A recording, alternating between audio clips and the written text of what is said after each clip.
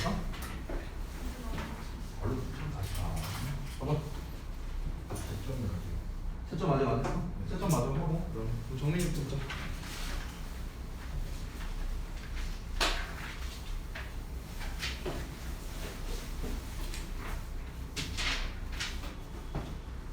뭐야 이거?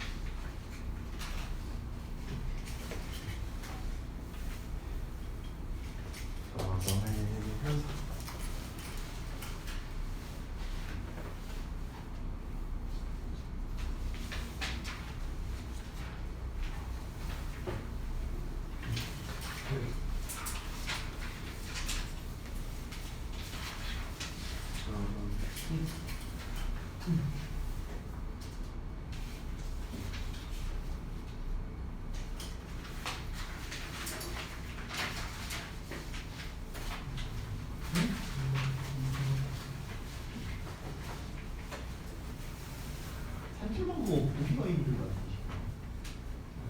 너무 말만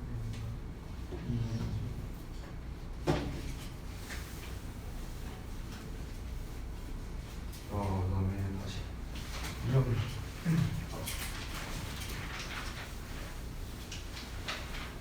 이거 뭐야? 이 R 진짜.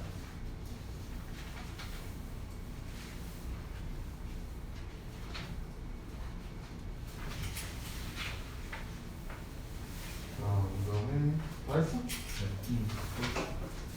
또 뭐? 아니야 냅둬.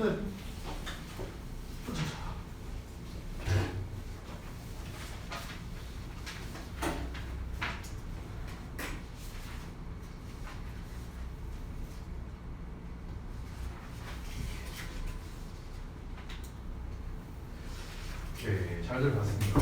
여러분이 지금 푼 거를 보니까 대체적으로 1번은 지금 대부분 잘 하신 것 같은데 2번을 조금 많이 어려운 것 같네요. 그래서 하나씩 좀 살펴보도록 하겠습니다. 잠깐만요. 금방 맞다. 필좀 금방 가져올게. 잠깐만.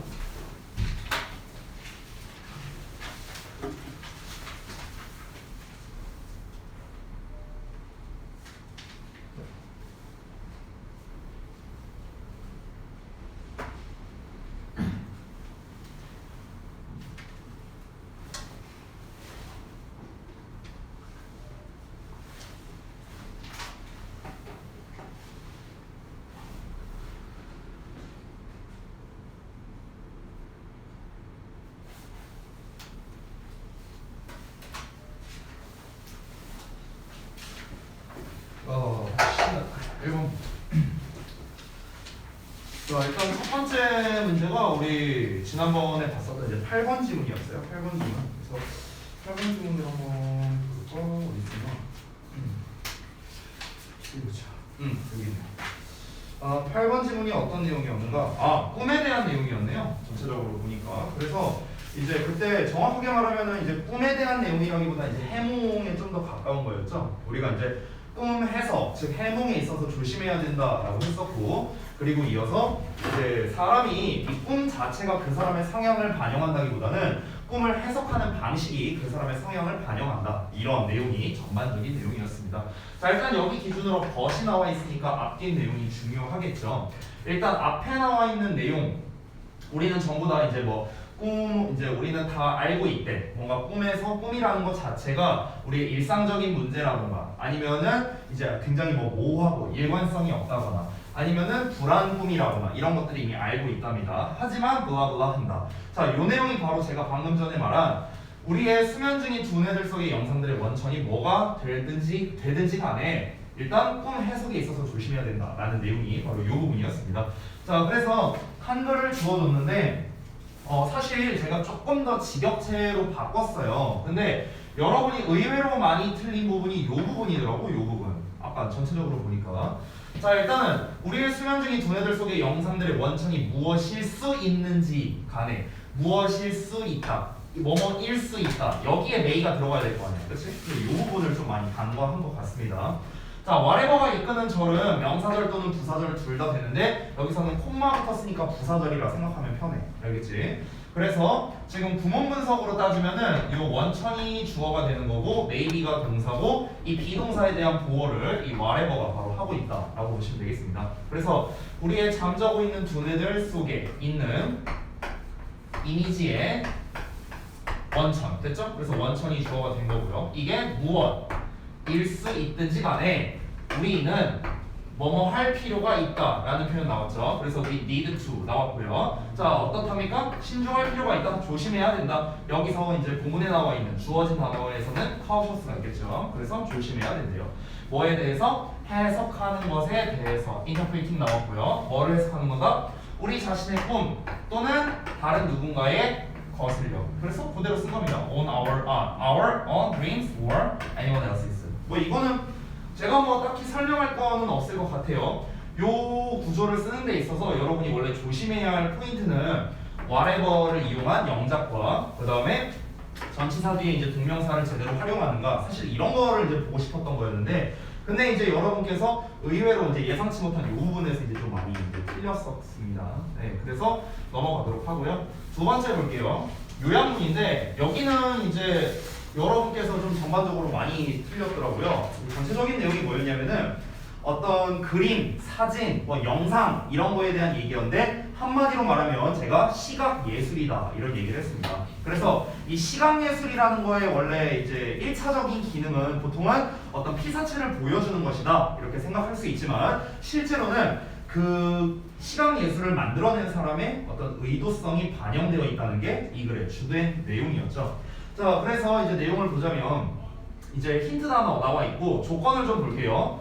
자, 어형 변화도 없고 그 다음에 단어 전부 다 사용하는데 중복도 없고 그리고 추가 단어도 없다라고 했습니다. 제가 전에 말씀드렸던 고등부에서는 요약형사술형 중에 가장 난이도가 낮은 조건이 되는 거예요. 보통 여기에서 난이도를 살짝 높이면 어형 변화를 준다거나 또는 중복 사용 가능하다거나 이런 조건을 달아줍니다. 보통 그런 조건을 다는 학교가 저동고 대진고가 가장 대표적이에요. 특히 고2 때 많이 나옵니다. 자, 어쨌든간 여기로 다시 돌아가서 자, 종종 only라는 말만 나와 있고 뒷부분에 벗을 기준으로 intention, 의도라는 말이 나왔네요. 그리고 후반부에 in the work, 그 작품에서 라는 말이 나왔습니다.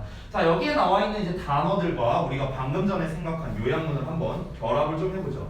자, 지금 우리가 아까 전에 말했던 건 뭡니까? 시각 예술이라는 게 통념적으로 봤을 때는 어떻다? 통념적으로 봤을 때는 어떤 거다? 그냥 어떤 피사체를 보여주는 거.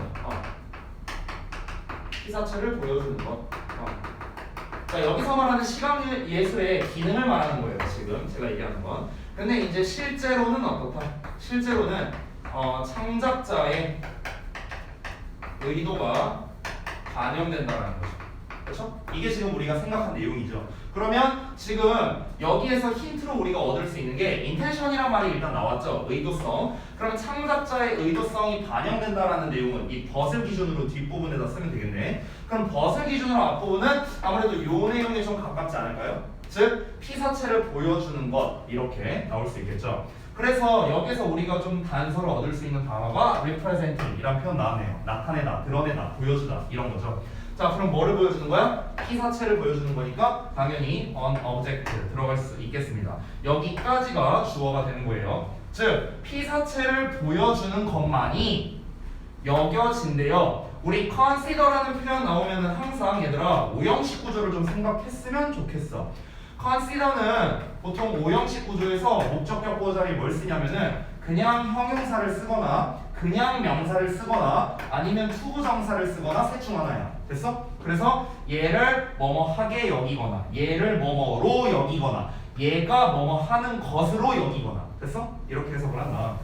그래서 to be the main function of visual art라고 나와 있죠. 그래서 시각예술의 주된 기능이라고 여겨진답니다. 즉 방금 전에 제가 말했던 내용이 여기에 나와 있죠. 즉 시각예술은 어떻다? 그냥 피사체를 보여주는 게 전부다 라고 여겨질 수 있지만 실제로는 무엇이다? 창작자의 의도가 반영되어 있다 라는 내용이 나와야겠죠. 그래서 the person, 사람의 의도가 반영되어 있어. 어떤 사람? 창작자니까 그 시각 예술을 만들어낸 사람을 말하는 거겠죠. 그래서 who made it, 그것을 만들어낸 사람이 됩니다. 이게 is reflected, 반영되어 있다. 이렇게 정리가 되겠습니다.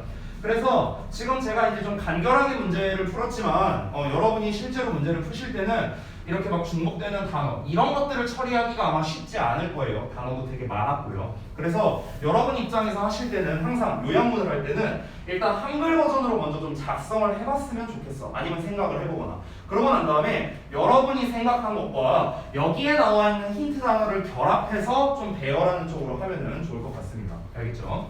자, 그 다음에 세 번째 넘어갈게. 자, 세 번째 어휘 문제인데 선생님이 예전에 우리 그 독후감 3.0 교재 쓸 때 쌤이 사실 요 어휘 문제에 대해서 한번 설명해 준 적이 있었거든. 근데 여러분이 또 오랜만에 하니까 제가 다시 한번 복습 겸 설명을 드릴게요. 여러분이 이제 그 데일리 테스트 아래에 이제 빈 공간 많으니까 거기다가 좀 필기를 해주시면 좋겠습니다. 그래서 어휘 추론 유형 풀이법에 대해서 좀 말씀을 드릴게요. 그때 선생님이 어휘 추론을 풀 때 필요한 게 세 가지가 있다고 했었어. 세 가지. 이 세 가지가 충족되지 않으면 못 풀어요. 참고로 우리가 모의고사에서 난이도 등락이 난이도 변동이 가장 심한 문제 중 하나가 또 이 어휘 추론 문제이기도 합니다. 실제로 모의고사에서는 밑줄형으로 나오죠. 30번에서 여기서는 지금 선택형으로 나왔기 때문에 비교적 난이도가 좀 낮은 편입니다. 내신에서는 보통 이런 어휘 추론류 문제가 최소 2개, 많게는 4개까지도 나오고요. 어휘 추론류를 가장 좋아하는 류의 학교가 중상고나 저동고 이쪽이 되겠습니다. 자, 그래서 다시 한번 보자면 어휘 추론을 풀 때 일단 전제 조건 3가지가 필요한데 첫 번째는요. 당연히 글의 주제를 알고 있어야 돼요. 글의 주제. 파악이 되어 있어야 됩니다. 왜냐면 우리가 시험에 내는 어휘는요 아무데나 밑줄을 치는 게 아니에요. 글의 흐름과 관련성이 있는 부분에다가 밑줄을 치기 때문에 글의 주제를 알지 못하면 풀 수 없습니다. 이게 첫 번째 조건이고요. 두 번째는 뭐냐면 해당 밑줄 문장이라고 제가 쓸게요. 밑줄. 얘는 이제 박스가 되겠죠. 해당 밑줄 문장의 맥락이 파악이 돼야 된다는 거예요.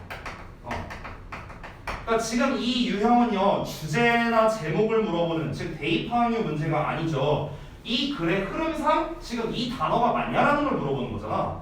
예를 들어서 우리가 지문을 봤을 때 만약에 A가 좋다라는 내용이 이어지고 있어. 근데 만약에 주어가 A 내용이 나왔고 여기에 이제 단어에 밑줄이 서져 있어. 그럼 당연히 이 단어는 좋다라는 뜻이 나와야겠죠.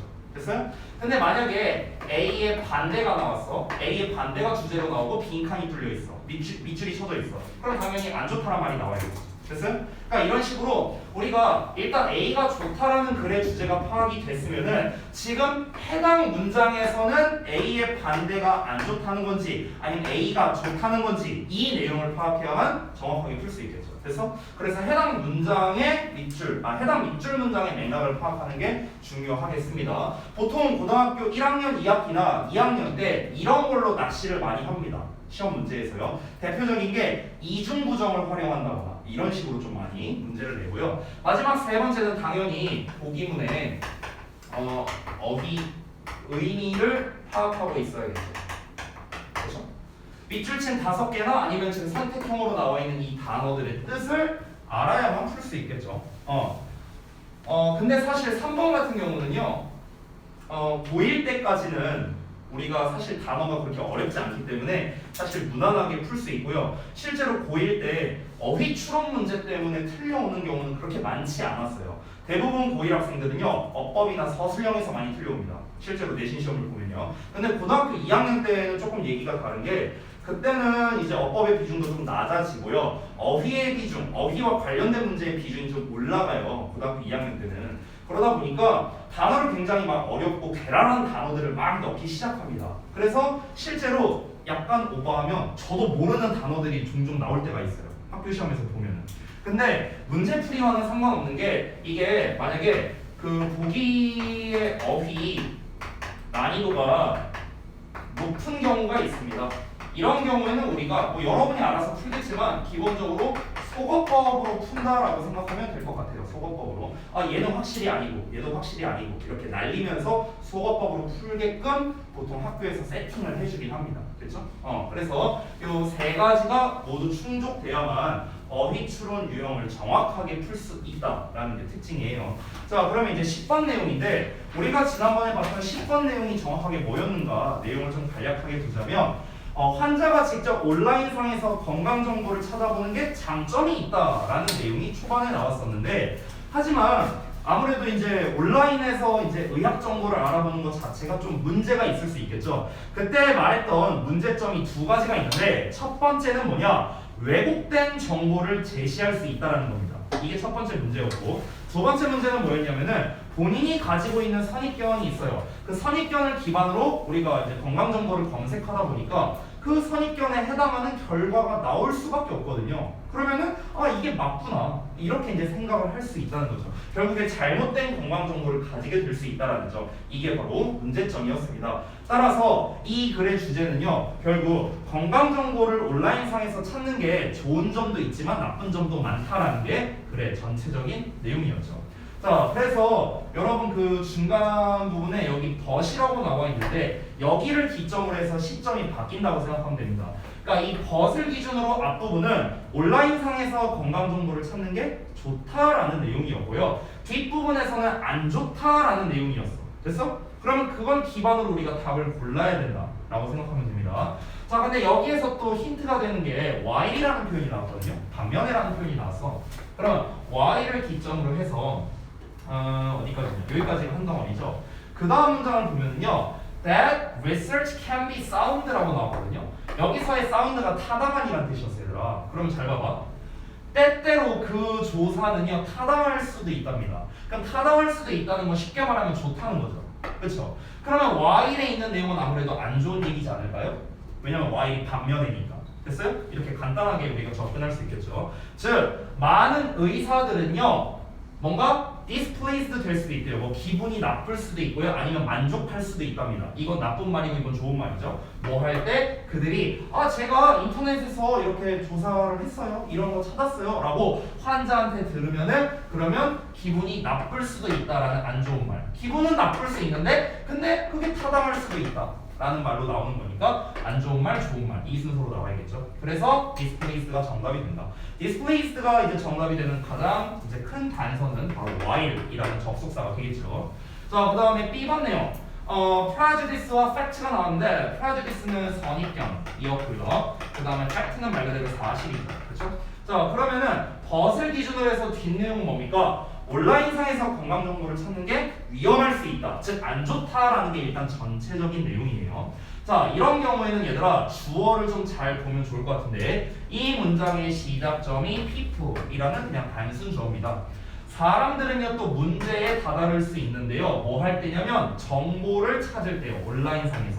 자, 여기서 벌써 안 좋은 말 나왔잖아. 온라인상에서 정보를 찾고자 할 때 문제에 직면하게 될 수 있다라고 나왔죠. 뭐를 기반으로 해서? 사실을 기반으로 해서. 아니 사실을 기반으로 하는데 왜 문제가 생겨요? 온라인상에 있는 정보가 사실이라면 문제가 될 게 없겠죠. 사실이 아니라 선입견에 기반을 하니까 당연히 문제가 생길 수 있고요. 이 선입견을 기반으로 한다는 건 단서가 그 아래에도 나와 있습니다. 그 예시 부분, 여기 if절이 나와 있는데 여기에서 나와 있는 내용이 뭡니까? 비타민 C가 만약에 감기를 예방해 준다면 그러면은 그 개념에 대해서만 계속 이제 인터넷에서 이제 정보를 찾는다. 이미 선입견을 가지고 검색을 하니까 비타민 C는 감기 예방에 도움이 됩니다. 뭐 이것만 나오겠죠. 그렇죠? 이런 문제가 생길 수 있다는 거죠.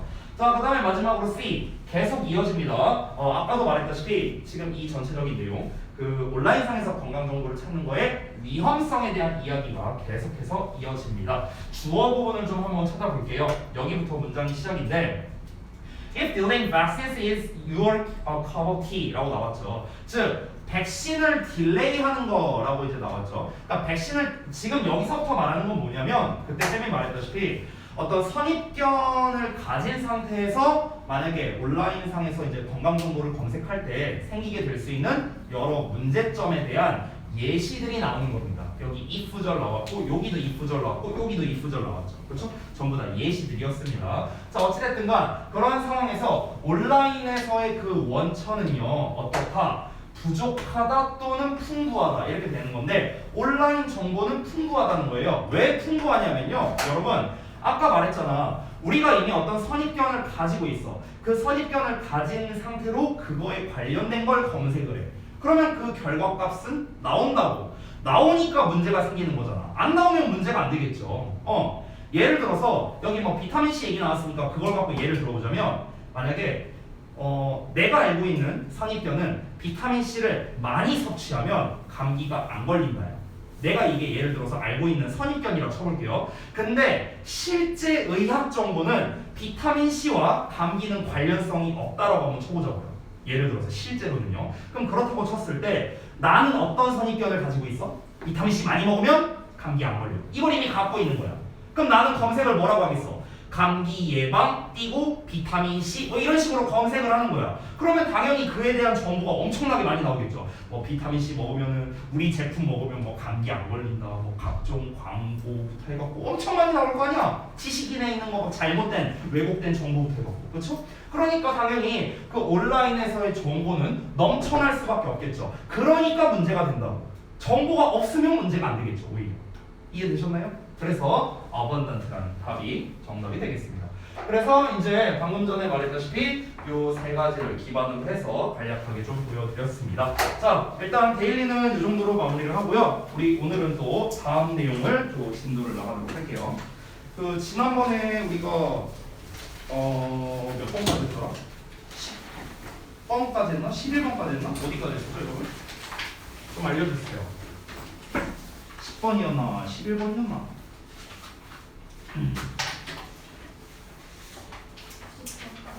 10번까지 했어요? 11번부터 볼게요, 그러면. 자, 또 자습서를 띄워드릴 테니까 여러분이 숙제로 하신 이제 소재 쓴 거, 그리고 주제문에 표시해 놓은 거 있죠. 제가 이제 주제문은 표시를 해놨으니까 여러분이 표시한 거랑 좀 확인을 좀 해보면서 비교해 보시고요. 소재는 제가 수업 시간에 바로 작성해 드릴 테니까 여러분이 쓴 소재와 좀 비교를 해보시면 더 좋겠습니다. 자, 일단 미리 이렇게 쓰면서 시작할게요. 자, 그러면 11번 질문 첫 문장부터 바로 가보겠습니다. 자, 첫 문장 볼게요. One way you can show children a little special attention. 자, 한 가지 방법인데 어떤 방법이냐? 너가 아이들에게 보여줄 수 있는 방법이래. 뭘 보여주냐면 little special attention이니까 약간의 그 어떤 좀 특별한 관심? 이런 거를 보여줄 수 있는 방법이 하나 있고요. 그게 바로 뭐냐? 뒷부분이랍니다. By putting them into your stories. 그들을, 즉 아이들을요, 당신의 이야기 속으로 집어넣음으로써래요. 됐어요? 자, 다시 한번. 그러니까 아이들에게 특별한 관심을 좀 쏟는다라는 느낌을 주려면은 어떻게 하는 게 좋냐? 이야기에다가 아이들을 집어넣으라는 거예요. 됐어요? 이게 일단은 초반부에 나왔습니다. 여러분, 제가 그 주제를 찾을 때 한 가지 말씀을 좀 드리자면 지금 동사가 비동사로 나와 있죠. 그렇죠? 비동사로 나와 있고 앞에 어떠한 조동사도 나와 있지 않습니다. 여러분, 비동사라는 거는 우리가 여기서 잠깐 그 필기사항에다가 좀 써두세요. 글의 첫 부분에서 만약에 비동사가 등장했어. 비동사 등장. 그러니까 수동태 같은 거 아니에요. 그러니까 수동태 아니고요. 그리고 조동사도 없는 상황을 말하는 겁니다. 말 그대로 그냥 뭐뭐이다라고 해석되는 경우예요. 뭐뭐이다. 이런 상황에서는 이 부분이 주제일 가능성이 높습니다. 주제 가능성이 높아요. 왜 주제일 가능성이 높냐면 얘들아, 비동사라는 건 뭐뭐이다라고 해석이 되잖아. 여러분이 너무나 잘 알다시피. 그러면 뭐뭐이다라는 거는요, 추측성인 말이 아니에요. 자, 그 이유를 적어드리자면 뭐뭐이다라는 말은 뭐다? 얘는 어떤 팩트를 전달하는 거야. 팩트를 전달. 이거야, 이게 맞아, 이런 거야. 그냥 사실 그대로를 전달하는 거지 어떤 추측성 발언이 아니라는 거예요. 됐어요?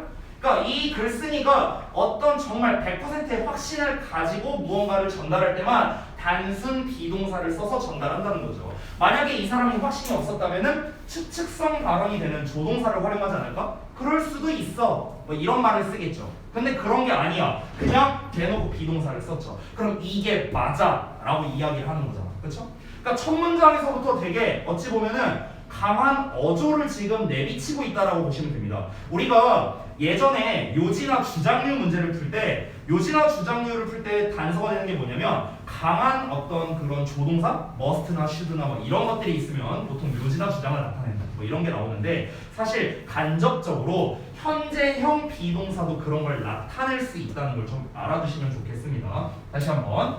너가 아이들한테 관심을 쏟고 있다라는 좀 티를 내는 방법이 바로 무엇이냐? 이거야! 이렇게 확실하게 얘기한 거죠. 됐어? 그래서 단정적인 표현으로서 얘기했기 때문에 첫 문장이 주제다라고 할 수 있습니다. 됐어요? 팩트를 전달한다는 것은 무엇이다? 어떤 단정적이라는 거예요. 단정적 표현이라는 겁니다. 그래서 주제일 가능성이 높다고 제가 다시 한번 말씀드릴게요. 자, 그러면 일단 소재는 뭐냐면 이야기 속에다가 아이들을 집어넣는 거랍니다. 관심을 끌기 위해서. 그럼 일단 제가 꼽을 소재는 관심을 끈다라는 거고요. 그 다음에 이야기라는 게 일단은 소재일 것 같습니다. 좀 더 이어서 볼게요. I have done this. 난 이것을 해본 적이 있대요. But heard one story. 이거를 가지고 한번 해봤답니다. 뭐라고 불리냐면요. The Big Soft Fluffy Bed라는 뭐 이런 뭐 책이 있나봐요. 어쨌든간 이런 스토리라고 불리우는 게 있는데 이걸 가지고 한번 이것을 해봤대요. 이것을 해봤다는 건 아이들을 이야기 속에다가 한번 집어 넣어봤다. 뭐 이 얘기를 하는 거죠. 자, 이어서 보자면 I tell the children. 계속해서 이 필자의 실제 사례가 나오고 있습니다. 내가 아이들한테 말하는데요. I'd like to borrow a name. 내가 이름을 빌리고 싶어. 이렇게 이제 얘기를 한대요. For the story. 그 이야기를 위한 이름을 빌리고 싶다고 얘기를 하고요. 그리고 ask for a volunteer. 지원자를 요청한답니다. 자, 내가 이야기를 재밌는 걸 하나 해줄게. 근데 여러분 이름을 좀 빌리고 싶어. 자, 여러분 이름 좀 빌려줄 사람. 이렇게 하는 거야. 됐어? 자, then 그리고 나서 I tell the story. 내가 이야기를 하는 거야. 뭐 하면서 inserting the child's name. 그 아이의 이름을 집어 넣으면서요. 아, 그러면 이제 우리가 확실하게 알 수 있습니다. 아까 초반 도입부, 아니 주제문에서 무엇이라고 했습니까? 주제에서 얘기한 건 뭐였죠? 아이의 관심을 끄는 방법이었죠. 아, 그러니까 정확히 말하면 관심을 끈다라기보다는 이렇게 쓸게요. 아이에게 관심을 기울이고 있다는 것을 알리는 방법이죠. 정확하게 말하면 알리는 방법. 이게 무엇이다? 아이를 이야기 속에 집어넣는 거였어요. 됐어? 아이를 이야기 속에 집어넣는 거예요. 좀 지울게요. 근데 우리는 지금 좀 더 구체적인 단서를 얻었죠. 그러니까 정확하게 말하면은 아이의 이름이죠. 아이의 이름을 이야기에 넣기 였습니다. 됐어? 이거야 이거. 아이의 이름을 이야기에 넣는 거예요. 됐어요? 자, 그래서 여기에 정확하게 대놓고 나왔죠. 그 아이의 이름을 집어넣으면서요. At the appropriate point. 그래서 적절한 시점. 됐나요? 그러니까 일반적으로 그냥 막 백설공주 이야기 이런 걸 할 수도 있어. 근데 이야기 하다가 여기 일곱 난장이가 나왔어. 근데 여기 난장이 중 한 명이 자 스무야 스무. 스무가 막 가갖고 백설공주한테 백설공주님 그러면 안 돼요. 막 이렇게 얘기한 거예요. 뭐 이런 식으로 이제 했다는 거죠. 자, 그래서 다음 내용 보면은 When I asked a group of children. 내가 그 집단의 아이들에게 물어봤답니다. 뭐라고 물어봤냐면 I had worked with periodically over a year. 자, periodically 하면은 주기적으로 이런 뜻이야. 내가 1년간 주기적으로 함께 수업을 해왔었던 아이들한테 물어봤대요. 뭘 물어봤냐? What they have enjoyed most. 그들이 가장 즐겼던 게 뭔지를. 됐어요? 그걸 한번 물어봤더니 뭐에 대해서 어떤 그 스토리 워크, 이야기 놀이 뭐 이런 거에 대해서 물어봤대요. 그들이 했었던. 그랬더니 many of them, 그들 중 다수가 chose a time, 어떤 시기를 선택했답니다. 어떤 시기냐? I had used Eden's name to tell a story. 내가 이야기를 하기 위해 이든의 이름을 사용했던 그때를 선택했다는 거예요. 됐어? 그러니까 이건 대표적인 어떤 사례를 얘기하는 건데 결국 쉽게 말하면 뭡니까? 아이들이 누군가의 이름을 집어넣어서 이야기를 할 때 굉장히 즐거워했다라는 거죠. 그렇죠? 그러니까 지금 똑같은 얘기 반복하고 있는 거예요. Not only Eden. 자, 이든뿐만 아니라 but many of the other children too. 자, 다른 많은 아이들 또한 found that 대절이야를 알게 됐는데요. Occasion meaningful and exciting. 대절이 아니었네요. 그러면 그 경우겠네. 그 경우가 여기가 목적어고 그 meaningful and exciting이 목적어가 오겠네요. 그러한 경우가 의미 있고 재밌다고 생각을 했답니다. 됐어요? 그 경우는 당연히 이름을 이야기 속에 집어넣은 경우겠죠. 계속 반복되고 있습니다. 아이의 이름을 이야기 속에 집어넣었을 때 애들이 굉장히 흥미로워했다라는 겁니다. 자, 그래서 이로 인한 결과가 무엇입니까? 결과. 아이의 이름을 이야기에 넣었더니 아이들이 즐거워했다는 거야. 쉽게 말하면. 아이들이 즐거워함. 이거예요. 이거. 간단하게 말하면. You might pick a child. 자, 너가 아이를 고를 수도 있대요. 어떤 아이냐면 who you feel could do with feelings special that day and use their name 이렇게 나왔는데요. 자, 그러니까 그 날에 특별하게끔 어떤 특별하다고 느낄 필요가 있는 그런 아이랍니다. 그리고 그들의 이름을 사용할 수가 있대요. 여기까지 한 덩어리겠네요.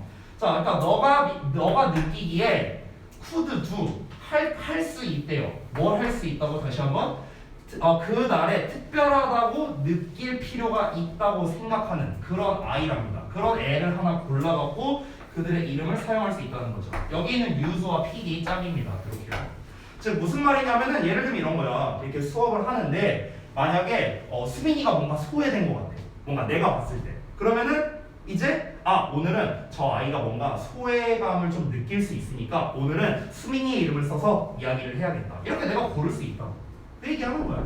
그래서 그 수민이 이름을 집어 넣어갖고 막 이야기를 재밌게 하면은 그러면 이제 어떻게 느낄까? 이제 이 글을 기준으로 말한다면은 선생님이 내 이름을 넣어줬어. 선생님이 나를 신경 쓰고 있나 봐. 이런 느낌을 아이한테 전달할 수 있다는 거죠. 근데 저는 조금 생각이 다릅니다. 부담스럽지 않을까요? 아니 왜 내 이름을 막 이러면서 이럴 수도 있으니까. 자, 일단 이어서 볼게요. Alternatively 또는 if you are struggling, struggle 하면은 고군분투하는 거, 노력하는 거죠. 자, 만약에 너가 노력하고 있다면 to build a possible relationship. 자, 긍정적인 관계를 만들려고 노력하고 있어요. 누구랑? 그 특정한 아이랑요. 그렇다면은 그들을 선택하래요. 방금 전에 한 얘기랑 똑같죠? 내가 저 아이와 뭔가 좀 어떤 관계성을 만들 필요가 있겠다. 그러면 저 아이의 이름을 차용해서 이야기에 집어넣어야겠다. 계속 똑같은 말 반복하고 있습니다. 마지막 문장 볼게요. It will help. 그것은 도와줄 거래. To assure the child. 그 아이가 확신하도록요. 그 아이를 확신시키도록 도와줄 거랍니다. 자, 뭐를 확신하는 거냐? That you notice and think about them. 즉, 너가 그들에 대해서 생각하고 인지하는 거죠. 그렇죠? 이런 거를 아이에게 확신시킬 수 있답니다. 즉 무슨 말이냐면은 내가 현수 이름을 집어넣어서 이야기를 한다는 것 자체가 현수 입장에서 뭘 전달할 수 있냐면 선생님이 나를 아예 신경 안 쓰고 있는 게 아니구나. 선생님이 나를 그래도 좀 신경 써주고 있구나. 이런 느낌을 줄 수 있다는 거예요. 이해되셨죠? 자, 그래서 내용은 아주 간단합니다. 결국 핵심적인 건 제가 다 얘기했는데 지금 이거를 계속 반복한 거예요. 이걸 하면 좋다. 이걸 하면 좋다. 계속 똑같은 얘기 반복한 겁니다. 그러면 이 글에서 말하고자 하는 이 글의 정답, 제목은 몇 번일까요? 여러분이 한 거 몇 번을 했어요? 몇 번? 아니 뭐야 다들 풀어듯이 멀뚱멀뚱 말도 없고 그지 깨끼더라 매번 이씨예요. 현수 몇 번을 했어? 2번? 네, 2번 맞아요. 맞는데 왜 대답을 안 해, 자식아. 자, 2번 그 하나씩 보겠습니다. 1, 2, 3, 4, 5. 1번부터 보면 A personalized book inspires children's imagination 이라고 돼 있죠. 해석을 해보면 어린이들의 상상력을 자극하는 여기서 personalized라는 거는 의인화된이라는 뜻이거든요. 의인화된. 그러니까 어린이들의 상상력을 자극하는 의인화된 책이래. 책. 이렇게 된 거죠. 지금 이 글에서 말하는 건 책이 기준이 아니죠. 지금 이 글은 무엇입니까? 아이의 이름을 이야기에 넣는다는 게 가장 핵심적인 포인트지 책이 기준이 아니에요. 어떤 스토리를 쓰느냐 이게 중요한 게 아니죠. 그래서 1번 같은 경우는 핵심 소재에서 벗어났기 때문에 정답이 되지 않는 겁니다. 지금 정답의 판단 근거를 하나씩 말씀드리고 있어요. 그 다음에 2번 다시 한번 보자면 Add a child's name in a story and make her feel special. 자, 이야기에다가 아이의 이름을 추가하고 아이의 기분을 특별하게 만들어라. 핵심적인 소재가 일단 다 들어있죠. 핵심 소재는 뭐였습니까? 아이의 이름을 집어넣는다라는 것. 그래서 그 결과 즐겁게 만든다는 것. 두 가지 포인트가 모두 다 나왔죠. 그렇기 때문에 정답이 2번이 되겠다. 이거는 이견이 있을 수가 없어요. 왜냐면 글의 처음부터 끝까지 계속 반복적인 이야기를 하고 있습니다. 첫 문장 주제를 기준으로 해서 주제 이후에 두 번째 문장부터 어떻습니까? 계속 똑같은 말 예시로서 반복하는 거야. 애 이름 집어넣었더니 좋아하더라. 애 이름 집어넣었더니 좋아하더라. 계속 이 얘기가 나오고 있잖아. 그러니까 당연히 아이의 이름을 집어넣는다는 핵심적 소재가 나온 2번만 정답이 되는 거죠. 나머지를 볼게요. 3번. Putting a child into a story. 여기까지는 똑같죠. 아이의 이름을 이야기에 집어넣는데 여기까지 핵심 소재 나왔어. 근데 그 뒤를 볼게. Helps her remember the story. 여기가 틀렸네요. 그렇죠?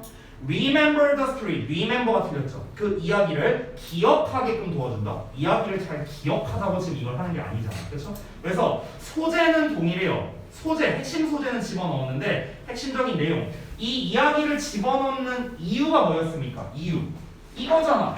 관심을 기울이고 있다는 거를 알리려고 이걸 하는 거지 아이에게 학습적으로 도움이 되려고 지금 하는 게 아니죠. 그래서 3번이 답이 안 됩니다. 3번이 좀 답이 헷갈렸을 수는 있을 것 같아요. 핵심 소재가 있어서요. 4번은 Let children pick their favorite stories for themselves. 자, 그러면 아이들이 스스로 좋아하는 이야기를 고르게 합시다. 이렇게 나왔는데 역시나 아이의 이름에 관련된 핵심 소재가 없죠? 정답이 안 됩니다. 5번 Classroom tales using storytelling to develop social skills. 역시나 아이의 이름에 대한 이야기가 없죠. 해석을 해보자면 교실 이야기래요. 스토리텔링을 사용해서 사회성을 개발하는 것 이렇게 나왔네요. 해석이. 자, 사회성을 개발한다는 것도 아니고요. 스토리텔링을 사용한다는 건 아주 지역적인 얘기고 다시 한번 아이의 이름을 집어넣어 아이와의 관계성을 강화한다라는 게 주된 내용이기 때문에 5번도 정답이 될 수 없겠습니다. 자, 그러면 하단에 중심 내용 파악 부분을 좀 한번 같이 보도록 할게요. 잠시만요. 잠깐만요. 내가 이걸 안 띄워놨었네. 죄송해요. 봅시다. 시를 좀 확대해드릴게요. 잘 안 보이실 테니까. 자, 한번 볼까요, 같이? 자, 아이의 이름을 이야기 속에 넣어서 이야기를 해주는 게 아이에게 특별한 관심을 줄 수 있는 방법 중에 하나고요. 그것이 아이들로 하여금 자기가 주목받고 있다고 확신하는데 도움이 된답니다. 주목이라고 말을 써도 되고요. 뭐 관심이라고 써도 됩니다. 같은 맥락이에요. 그렇죠? 그리고 하단에 선지 분석과 해석은 제가 방금 전에 해석을 다 해드렸죠. 그래서 여기는 넘어가도록 하겠습니다. 제가 말로써 여기 다 전달을 해드렸습니다. 그렇죠? 자, 그래서 다음 페이지로 넘어가서 여기 이제 구문 독해 파트를 좀 보도록 할게요. 자, 여기서 이제 핵심 구문 개념 설명 나와 있는데 일단은 하단에 있는 내용입니다. 되게 길게 나와 있죠. 일단 두 가지를 좀 보겠습니다. 첫 번째 포인트는 사형식 구조. ask의 간접 목적어의 직접 목적어가 나와서 뭐뭐에게 뭐뭐를 물어보다. 이 정도가 나와 있습니다. 근데 지금 요 정도만 나와 있고 ask에 대한 좀 추가 설명이 없어서 쌤이 조금 추가적인 내용을 좀 필기를 해드리도록 할게요. 일단 ask 같은 경우는 지금 여기에 나와 있는 걸로는 반목 직목, 즉 사형식 구조로서 뭐뭐에게 뭐뭐를 물어보다. 여러분이 이제 너무나 잘 알고 있는 표현이죠. 근데 이 뜻뿐만 아니라 ask가 ask for라는 형태로도 쓸 수 있어요. ask for 목적어. 이러면은 이때는 뭐뭐에게 요청하다라는 의미가 됩니다. 또는 뭐뭐를 요청하다라고도 해석이 되기도 합니다. ask for 명사. 그리고 오형식 구조로도 쓰일 수 있는데 오형식 구조로는 ask 목적어 투부정사로 씁니다. 그래서 뭐뭐가 투부정사 해달라고 뭐뭐에게 투부정사 해달라고 부탁하다라는 뜻이 됩니다. 뭐뭐에게 투부정사 하도록 부탁하다. 물론 요청으로 해석해도 됩니다. 부탁 또는 요청하다. 이렇게 해석이 됩니다. ask의 패턴이 여러 가지가 있으니까 이 정도로 좀 봐주시고요. 다시 한번 정리하자면 그냥 간략하게 말해서 질문 아니면 부탁이에요. ask의 뜻은요. 질문하다 아니면 부탁하다 둘 중 하나인데 일반적인 사형식에서는 질문하다, 오형식 구조에서는 부탁하다. 그 외에는 for가 들어가면 부탁의 뜻으로 쓰인다고 생각하면 편합니다. 알겠죠? 사실 이 패턴 말고 더 있는데요. 일부러 제가 간단하게만 좀 말씀을 드렸습니다. 자, 그 다음에 이어서 두 번째를 보자면 목적격 관계대명사 whom은 항상 생략할 수 있고요. 관계부사 외는 선행사가 구체적 명사가 아닌 타임과 같은 추상적인 명사일 때 생략할 수 있다라고 되어 있습니다. 자, 이건 무슨 말이냐면 우리가 관계사의 생략에 있어서 보통 우리가 목적격 관계대명사는 이제 바로 생략이 가능한데요. 관계부사 같은 경우는 제가 이렇게 표현할게요. 여기서는 추상적인 명사일 때 생략한다라고 되어 있는데 저는 좀 다른 버전으로도 얘기를 해드리겠습니다. 여기다가 따로 쓸게요. 관계부사의 생략인데요. 얘는 어느 경우에 생략되냐면 선행사가 가장 기본형일 때 생략이 가능합니다. 기본형일 때. 근데 여기서 이 기본형이라는 말 자체가 좀 애매하죠. 이 기본형이란 게 뭐냐면 얘들아 관계부사라는 건 시간, 장소, 이유, 방법을 나타내는 것 이게 그 관계부사잖아요. 그렇죠? 시간, 장소, 이유, 방법. 그럼 말 그대로 얘네를 영어로 써봐. 시간은 뭐야? time이잖아. 그렇죠? 장소는 뭐야? place고요. 이유는 뭐야? reason이잖아. 그렇죠? 방법은 제외할게요. 어차피 the way랑 하고는 같이 안 쓰니까. 그러면 이 time, place, reason이라는 명사가 선행사로 나왔어. 가장 기본이 되는 선행사야. 기본 선행사. 이 기본 선행사가 나왔을 때는 관계부사가 생략이 가능해요. 됐어요? 그러니까 원래는 the time, when 이렇게 써야 되는데 when을 안 써도 된다고. The place, where 이렇게 써야 되지만 where 안 써도 된다고요. The reason why 이렇게 써야 되지만 why 안 써도 된다고. 됐어? 그 얘기하는 거예요 지금. 됐죠? 자, 그래서 이거를 기반으로 해서 이렇게 길게 문장이 나와 있는데 지금 생략되어 있는 부분이 이렇게 표시가 되어 있습니다. 그래서 이걸 기반으로 구문 분석을 해볼 건데 구문 분석이 조금 길게 돼 있을 테니까 문장이 기니까요. 그래서 일단은 제가 큼지막한 덩어리로서 먼저 좀 보여드리고 세부적인 건 노란색으로 좀 표시를 해드리겠습니다. 자, 일단은 왼절이 어디까지냐면요. 왼절이 여기까지예요. 엄청나게 길죠. 이 긴 부분이 when 부사절이 됩니다. 그리고 그 뒷부분 이어서 many of them 주어 나왔고요. 아래다 쓸게요. 그 다음에 chose 동사 the time이 목적어가 되고요. 그 생략된 when부터 해서 마찬가지로 문장 끝까지가 앞에 나온 time을 꾸며주는 명사를 꾸며주는 형용사 쓰시고가 됩니다. 일단 가장 큼지막하게만 제가 묶어봤어요. 큼지막하게.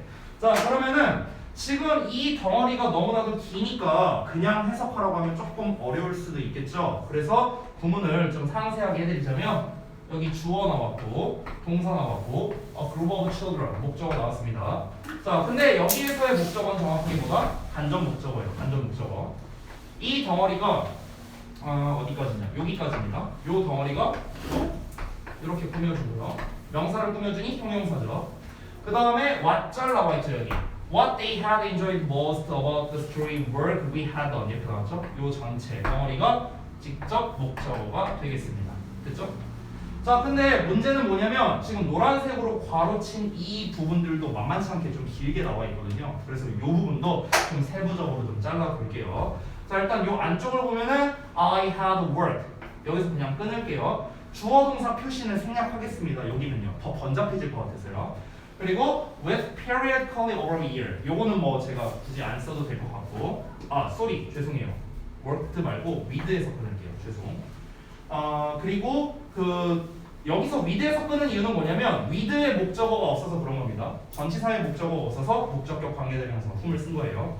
자, 그 다음에 직접 목적어 부분 보면은 they had enjoyed most 여기서 한번 끊으면 될 것 같고요. about the street work에서 한번 끊고요. we had done이 나왔죠. we had done은 앞에 나와 있는 work를 꾸며줍니다. 사실 여기에도 목적격 관계대명사 which가 생략돼 있는 거예요. 됐죠? 자, 근데 지금 여기에서 동그라미 2번 포인트에서 설명하는 게 관계사의 생략에 대해서 얘기하고 있는데 여러분 사실 우리가 문법으로나 독해적인 측면으로나 생략은 별로 중요하지 않습니다. 생략은 별로 중요하지 않아요. 생략을 할 수 있다가 중요한 게 아니고 이게 생략된 거냐 안 된 거냐를 눈치채는 게 더 중요해요. 그걸 눈치채는 게 더 중요해요. 목적격은 뭐 생략 가능하다, 뭐 관계부사가 뭐 이럴 때 생략 가능하다 몰라도 돼. 이거 몰라도 돼. 중요한 건 뭐야? 아, 지금 여기에 얘가 생략돼 있구나. 여기에도 생략돼 있구나. 여기에도 생략돼 있구나. 그래서 해석이 이렇게 되는구나가 훨씬 중요하다는 겁니다. 자, 복잡하게 생각할 거 없고요. 딱 한 개 패턴만 기억해 가시면 됩니다. 명사가 나왔는데 주어 동사가 나왔어. 그러면 꾸며주는 거야. 됐어? 이것만 알면 돼. 이것만 알면 돼요. 그럼 해석을 어떻게 해야 돼요?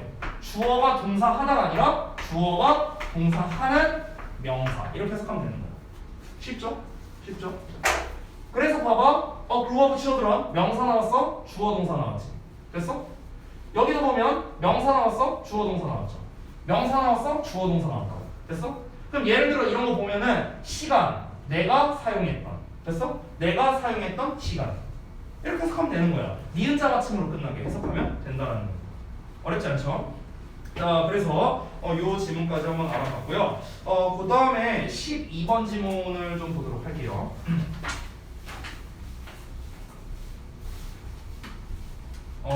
네, 시계를 안 갖고 왔구나. 시간이 좀 많이 지났네. 그럼 이렇게 합시다. 잠깐 쉬는 시간을 가지면서 단어를 좀 여러분이 좀 준비를 해주시고 쉬는 시간 끝나고 단어 테스트를 보고 그 다음에 지문을 좀 나가도록 할게요. 오늘 목표는 13번까지 하는 겁니다. 13번. 그럼 잠시 쉬었다 하자.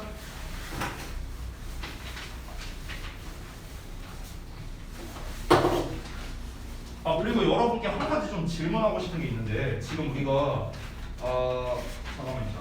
대비 테스트 문제가 3문제잖아요. 지금 3문제 정도씩 제가 출제하고 있잖아요. 혹시 3문제 푸는데 앞 시간에 시간이 좀 모자라나요? 어때요? 승우 어때? 그래요? 현서는? 모자라진 않아요? 그래? 수민이는? 모자랄 때도 있고. 그래요? 그건 왜 그런 거지? 난이도에 따라 다른 건가? 그래? 현수는 어땠어? 저는 좀 모자란 것 같아 시간이? 그래? 그래요? 다른 분들도 좀 여쭤봐야겠네. 윤슬이는 어땠어요?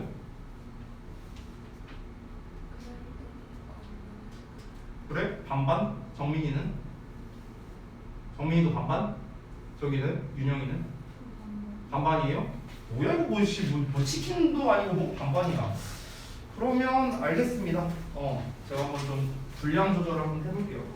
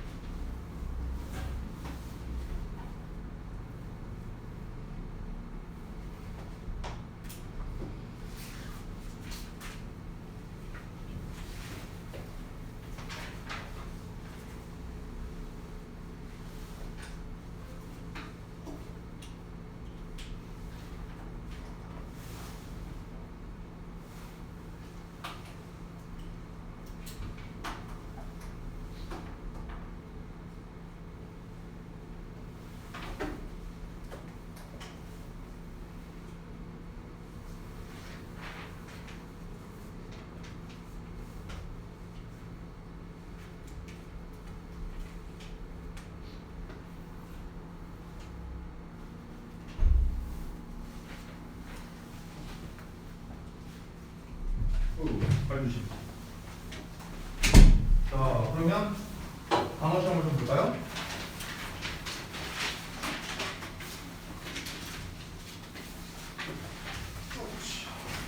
다 덮어주세요.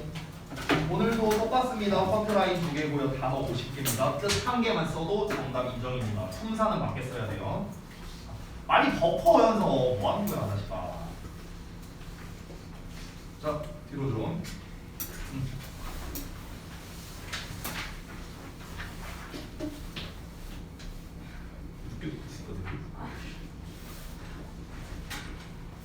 자, 다 하신 분은요 말씀 주세요. 제가 그분에게만 답지 드릴게요. 우리 다현이 잘 듣고 있나 봐야지.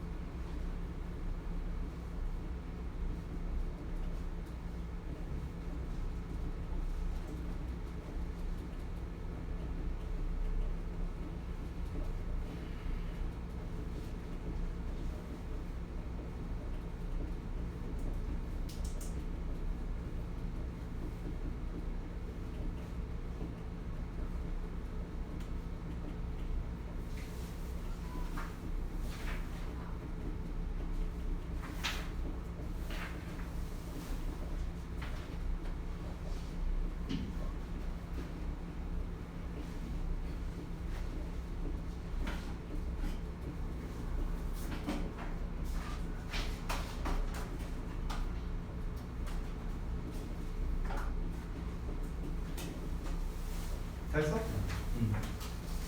자.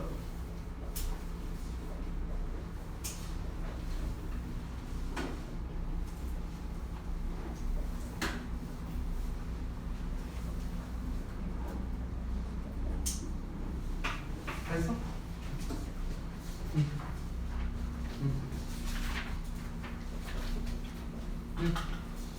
오늘은 엄청 빨리 썼네.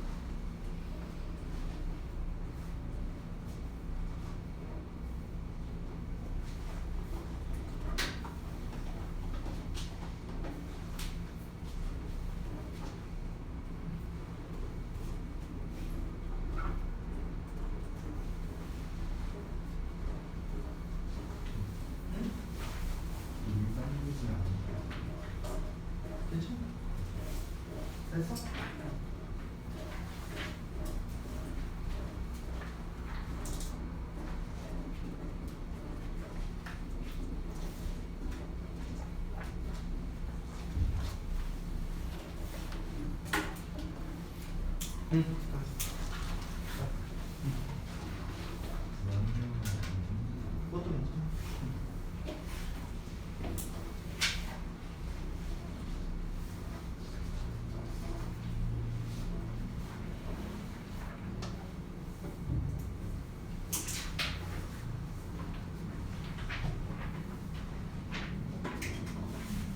승호 덮치는 용이었지 이렇게.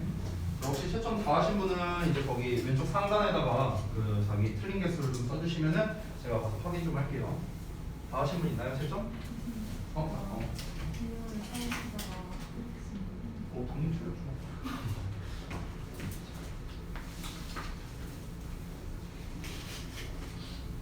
자, 됐어. 자, 윤슬이 할게요.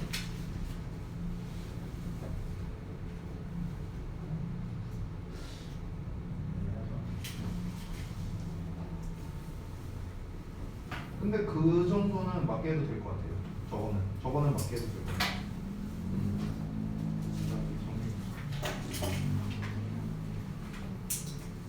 둘 다 돼. 그것도 돼.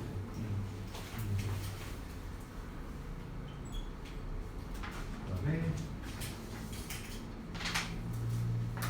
아 진짜 뭐야 그거.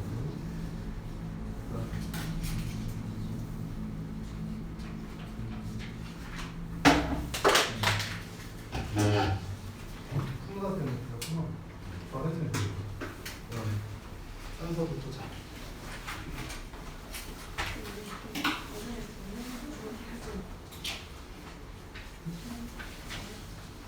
아 어떻게 보면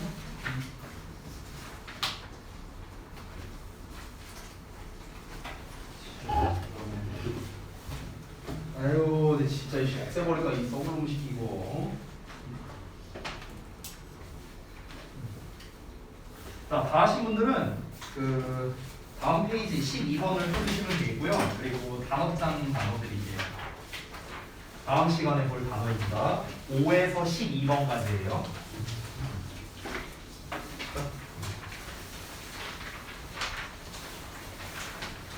여기. 저거 그렇게 패턴 다 했어? 야, 내 진짜. 자, 보시느라 고생하셨고. 오늘 또 제 시험 보고 하겠구만, 이 자세가 진짜. 에이. 자, 다음 거 봅시다. 12번. 자, 내용 그렇게 어렵지 않으니까 딱 볼게요. 아이고 그게 아닌데. 이거는 자, 12번 보겠습니다. 제가 또 소재랑 주제랑 또 체크를 해줄 테니까 여러분이 숙제로 하신 거랑 비교해 보시면 좋겠습니다. 자, 일단 저는 첫 문장을 주제로 표시해 놨거든요. 그래서 여러분이 표시한 것과 맞는지 좀 같이 좀 봐주시기 바랍니다. 만약에 틀렸다면 좀 수정을 해주시기 바랍니다. 여러분이 표시한 주제는 거예요. 자, 보겠습니다. To destroy a whale. 자, 고래를 파괴하는 거니까 고래를 말살하는 거예요. 고래를 말살하는 건 is a monumental denial of life. 자, 원래 이게 monumental 하면 원래는 기념비적인이라는 뜻이거든요. 원래 의미가. 근데 이제 기념비적인 하면 뭔가 되게 좋은 의미처럼 쓰이잖아요. 그래서 부정적인 의미로서는 어처구니 없는 이렇게 쓰이기도 합니다. 자, 그래서 고래를 말살하는 건 생명에 대한 어처구니 없는 부정이다. 즉 안 좋은 거다라는 거죠. 쉽게 말하면. 그리고 merely one symbol. 단지 하나의 상징에 지나지 않답니다. 어떤 상징이냐? Of the human species rather resent hatred for the world. 그러니까 세상에 대한 인간이라는 종의 꽤나 그런 증오, 최신의 증오랍니다. 최근의 증오를 표출하는 것에 지나지 않답니다. 그러니까 결국에는 이 첫 문장에서 말한 게 뭐냐면 고래를 죽인다는 거는 엄밀히 생명에 대한 어떤 부정을 하는 행위나 마찬가지다. 그리고 인간이 최근에 가지게 된 어떤 그런 증오를 그냥 얘한테 해소하는 그런 행위일 뿐이다 라고 이야기를 하는 겁니다. 자, 그러면은 소재는 벌써 나왔죠? 소재는 어떤 고래가 일단 주요 소재겠죠. 그렇죠? 고래만이 아니고 그 다음에 얘를 이제 살해한 이제 없앤다는 거죠. 그러니까 말살한다? 말살, 그러니까 죽이는 행위 뭐 이렇게 보면 되겠죠. 이게 일단 주된 소재인 것 같습니다. 이것 자체가 굉장히 부정적인 거다라고 이야기를 하고 있는 거죠. 그렇죠? 자, 그래서 이어서 한번 보자면 We have named one real killer. 자, 우리는 이름을 지어줬대요. 한 종의 고래를 이제 킬러라고 이제 명명을 했는데요. 그러나 that should best fits the species who possesses fit to wear it이라고 나왔습니다. 비유적인 표현이 나왔고요. 2번 우리 밑줄의 밑줄론의 바로 문장이 되는 거죠. 그렇지만 여기서 한번 해석을 해볼게요. 그 신발은 best fits니까 가장 잘 어울린대요. 그 종에게. 어떤 종이냐면 발을 소유하고 있는 종이랍니다. 그것을 신을 이 to wear it은 또 이렇게 수집하겠네요. 그러니까 신발을 신을 그 종이래요. 그 발을 소유하고 있는 그것을 신을 종에게 가장 잘 어울린답니다. 자, 이게 말이 좀 애매하죠. 자, 무슨 말인지 한번 보겠습니다. 앞 내용에서 뭐라고 했냐면 우리가 한 종의, 그러니까 하나의 그 이제 고래한테 킬러라는 이름을 붙여줬대요. 킬러라는 이름. 지금 앞 문장에서 뭐라고 했습니까? 고래를 죽이는 행위가 인간의 증오를 표출하는 거다 이런 얘기를 했죠. 그럼 인간의 증오가 무엇인지를 우리가 간접적으로 알 수 있는 대목이 이거예요. 이게 뭐냐면요. 뭐 예를 들어서 인간이 어떤 특정한 한 종의 고래, 뭐 범고래라든가 뭐 이런 게 있겠죠. 뭐 그런 고래한테 예를 들어 잡아먹혔어. 그래서 인간이 이제 복수하겠다. 이래갖고 그 고래를 말살해버린 거야. 이해돼요? 뭐 그런 상황이라고 보면 되겠죠. 그래서 인간이 뭐라고 한 거야? 그 특정 고래 한 종에게 킬러라고 이름을 붙여줬대요. 얘는 살인자야. 이 고래는 살인자야. 이렇게 이름을 붙여줬대. 근데 그러나라고 나왔어. 그러면 여러분 우리가 이제 추론할 수 있는 건 뭐냐면은 앞 내용 요 부분에서 얘기한 거는 인간이 어떤 고래에게 킬러라고 명명을 했대요. 이름을 지어줬대. 하지만 신발을 신기 위해서는요, 신발을 신을 발이 있어야만 된다라는 내용이 나왔거든요. 지금 즉 무슨 말이냐면요, 여기서 말하는 게 그것을 신을 발이 있는 종에게 가장 잘 맞는다. 즉 무슨 말이냐면 그 어떤 말 앞에서 킬러라고 말한 말은요, 바로 그 말을 한 종에게 가장 적합한 말이다라고 이야기를 하는 거예요. 됐어요? 그러니까 왜 그 뭐라고 해야 되지? 뭐라고 표현해야 될까? 예를 들어서 뭐 만약에 내가 어떤 친구한테 멍청이라고 했어. 너는 멍청이야. 이렇게 얘기를 했어. 그러면은 꼭 멍청한 애가 딴 사람한테 멍청이라고 하더라. 그 얘기하는 거야 지금. 쉽게 말하면. 그러니까 그 발언을 한 사람이 오히려 그 대상이다라고 이야기를 하는 거예요. 지금 이 부분은요. 근데 이 내용을 보고서 여러분이 그 내용 이제 방금 전에 제가 말한 내용을 떠올리기란 쉽지 않을 수 있습니다. 그래서 우리가 사실 이 부분은 추론으로 좀 접근을 해야 될 수밖에 없어요.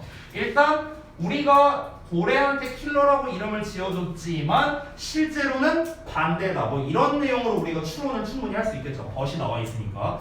그러면은 이 내용만 갖고 여러분이 풀기 어려울 테니까 뒷내용을 보면 더 확실한 단서를 찾을 수 있을 겁니다. 자, 한번 볼게요. 자, 아직까지는 답이 확실하지 않으니까 일단 좀 더 내용을 보겠습니다.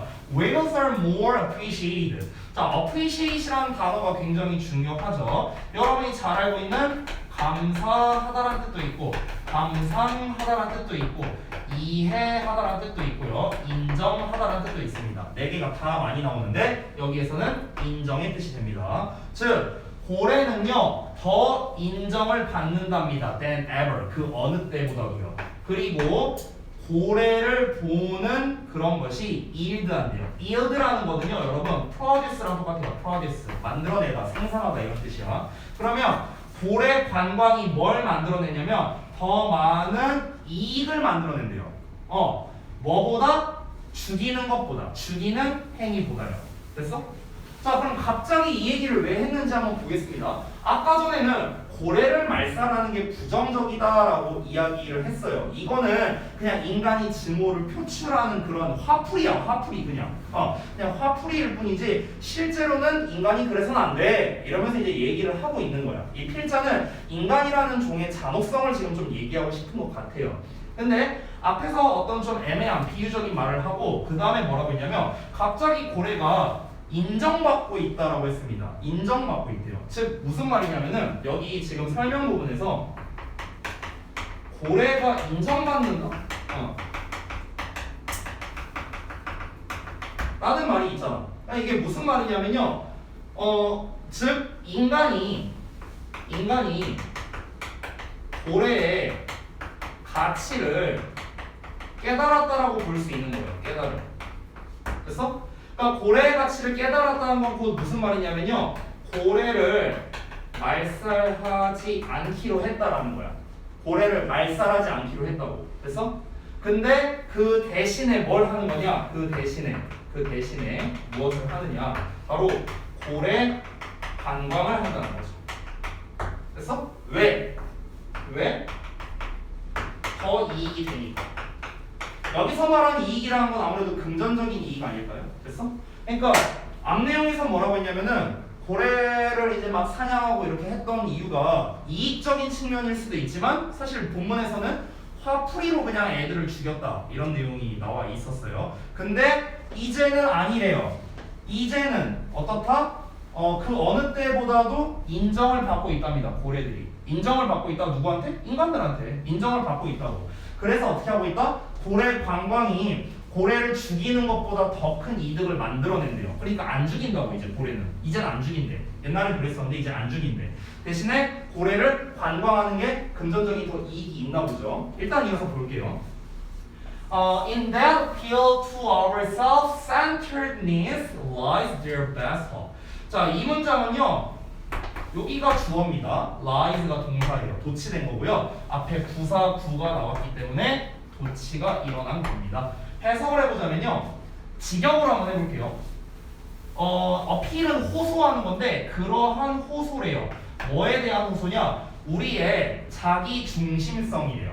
우리의 자기 중심성에 대한 그러한 호소에 그들의 최고의 희망이 놓여 있답니다.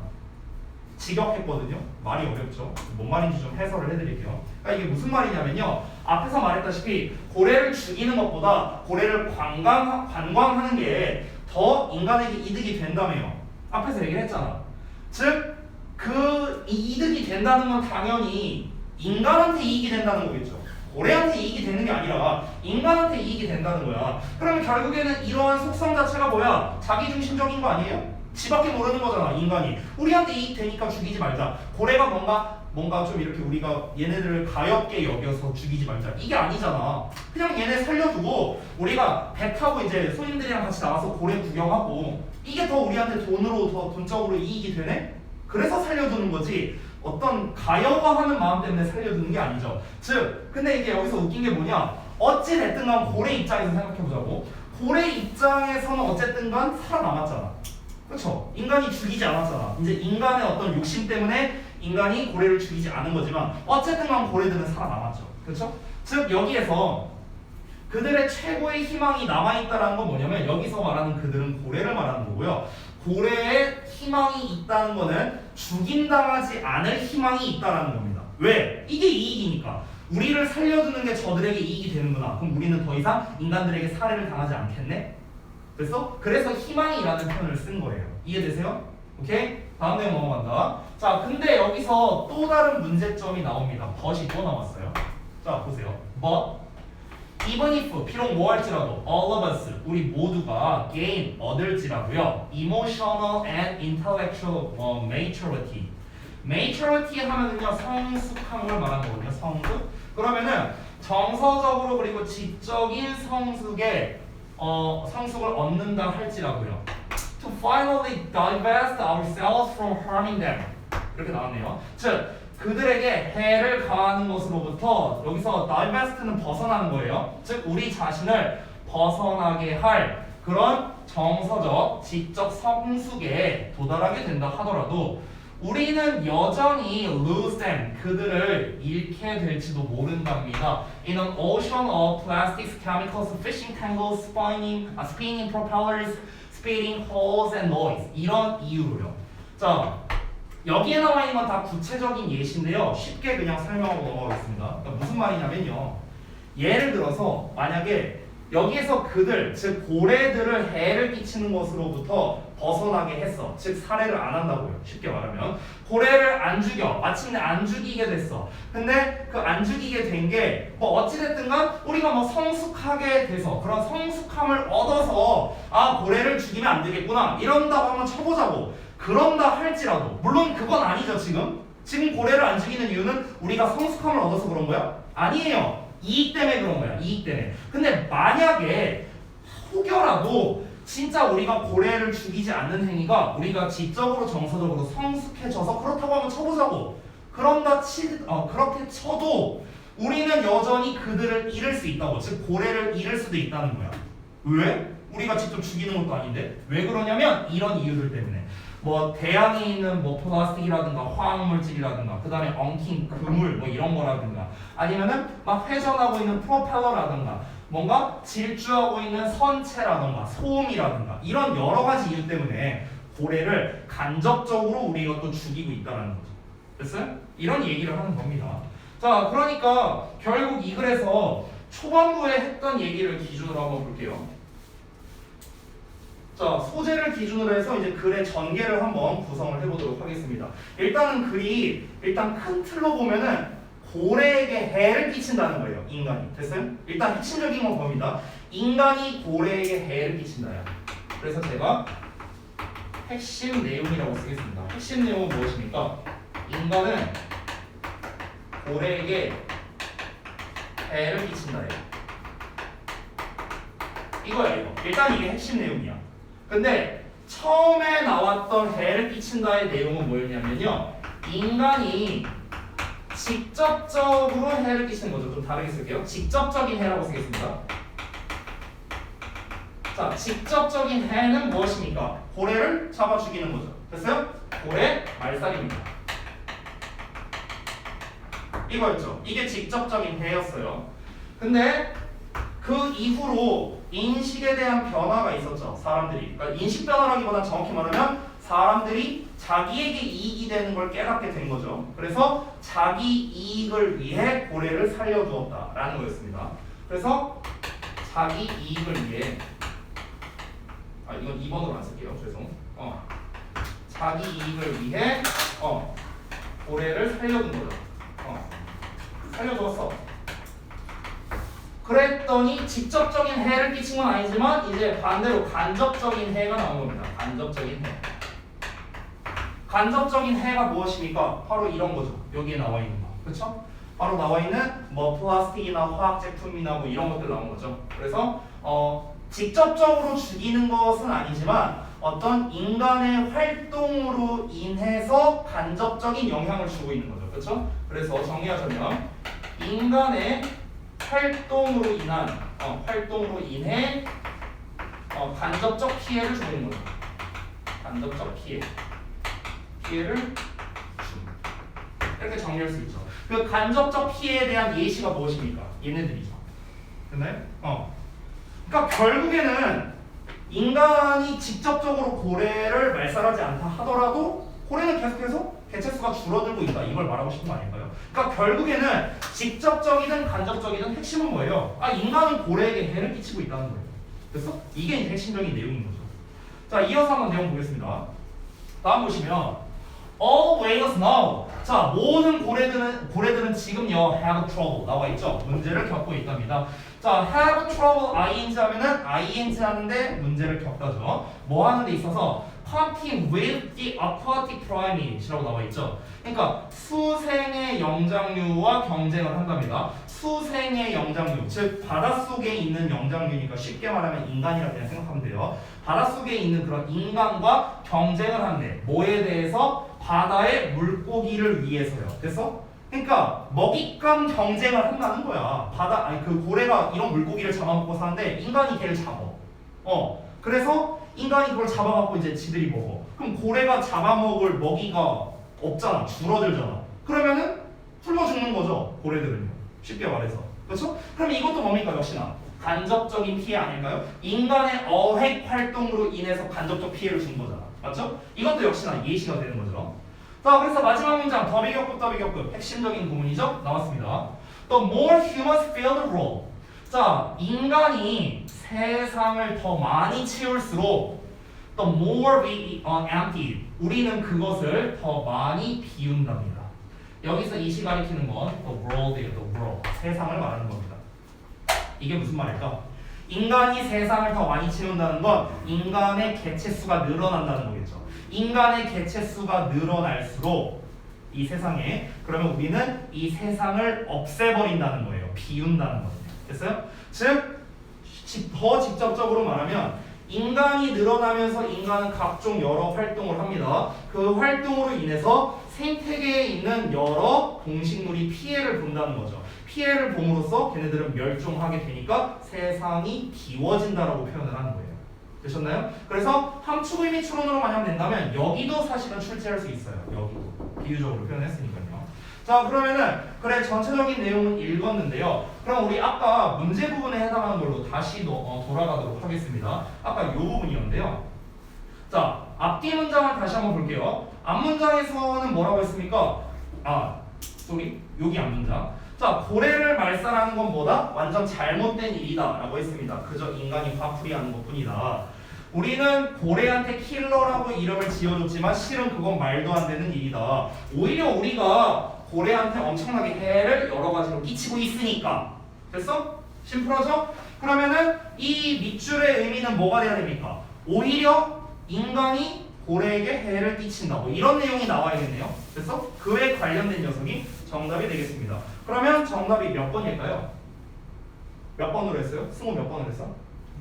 맞습니다. 정답은 2번입니다. 2번. 자, 그래서 하나씩 보겠습니다. 지금 다시 한번 말합니다. 이 밑줄 내용은 뭐여야 된다? 이 내용이어야 된다고요. 인간이 고래에게 해를 끼친다. 이 내용이어야 된다는 거야. 1번.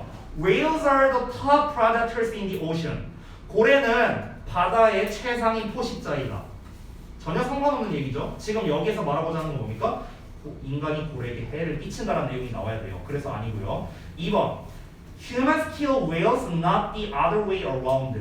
인간이 고래를 죽이는 것이지 그 반대가 아니다. 이렇게 해석이 됩니다. 이 부분 잘 해석 못할 수 있는데 the other way around는요. 그 반대를 말하는 건데 not이 붙었으니까 그 반대가 아니다. 이렇게 해석하면 됩니다. 자, 인간이 고래를 죽이는 것이 그 반대가 아니다. 그 반대라는 건 고래가 인간을 죽이는 게 아니다. 이 얘기를 하는 거죠. 그래서 정확한 정답이 되겠습니다. 바로 2번이요. 아까 말했다시피 인간이 고래에게 해를 끼친다라는 아주 정확한 내용을 2번에서 담고 있죠. 그래서 정답 2번이 되겠고요. 3번 보겠습니다. Humans can prevent whales from being harmed. 자, prevent 목적어 from ing 나오면 목적어가 ing 하는 걸 차단하다, 막다 이런 뜻이죠. 그래서 인간들이 can prevent, 막을 수 있대요. 뭐를? 고래가 피해 입는 걸 막을 수 있대요. 인간이 고래가 해를 입는 걸 막을 수 있다고요?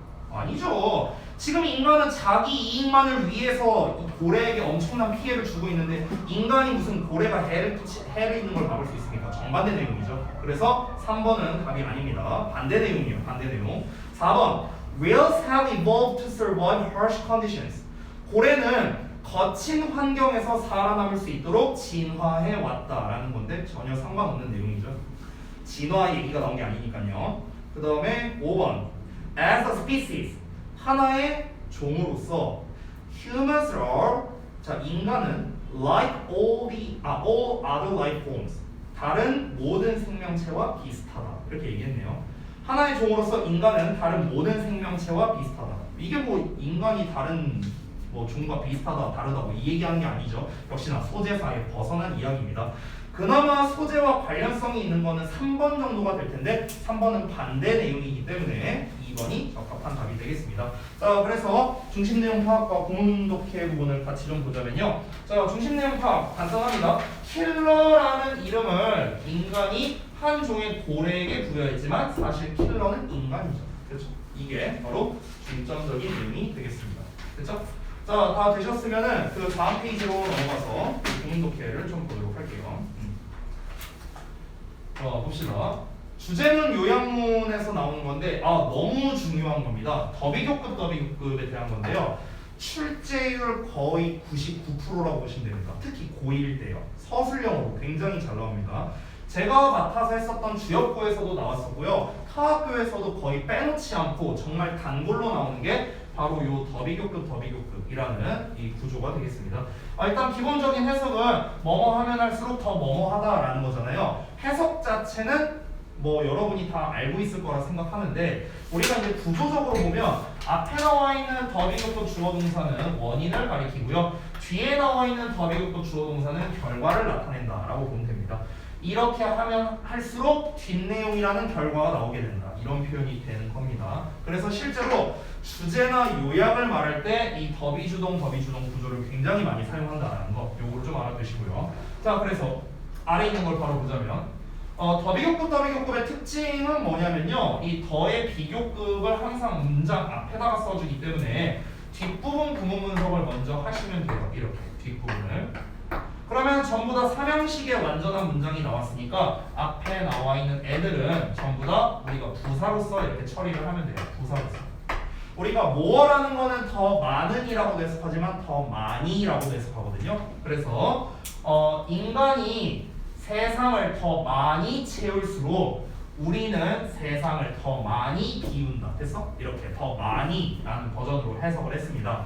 자, 그러면 더비교급의 약간 업그레이드 버전이 아래 나와 있는데 이 부분도 제가 구문 분석과 해석을 해드릴게요. 자, 방금 말했다시피 더비교급이 나와 있는 부분은 잠깐 건너뛰고 이제 구문 분석을 하면 돼요. 그래서 we can bring down 동사 나왔고 the price of solar, wind, or even nuclear energy 이렇게 나왔죠. 그래서 the price만 목적으로 잡고 이 덩어리를 수식어로 잡겠습니다.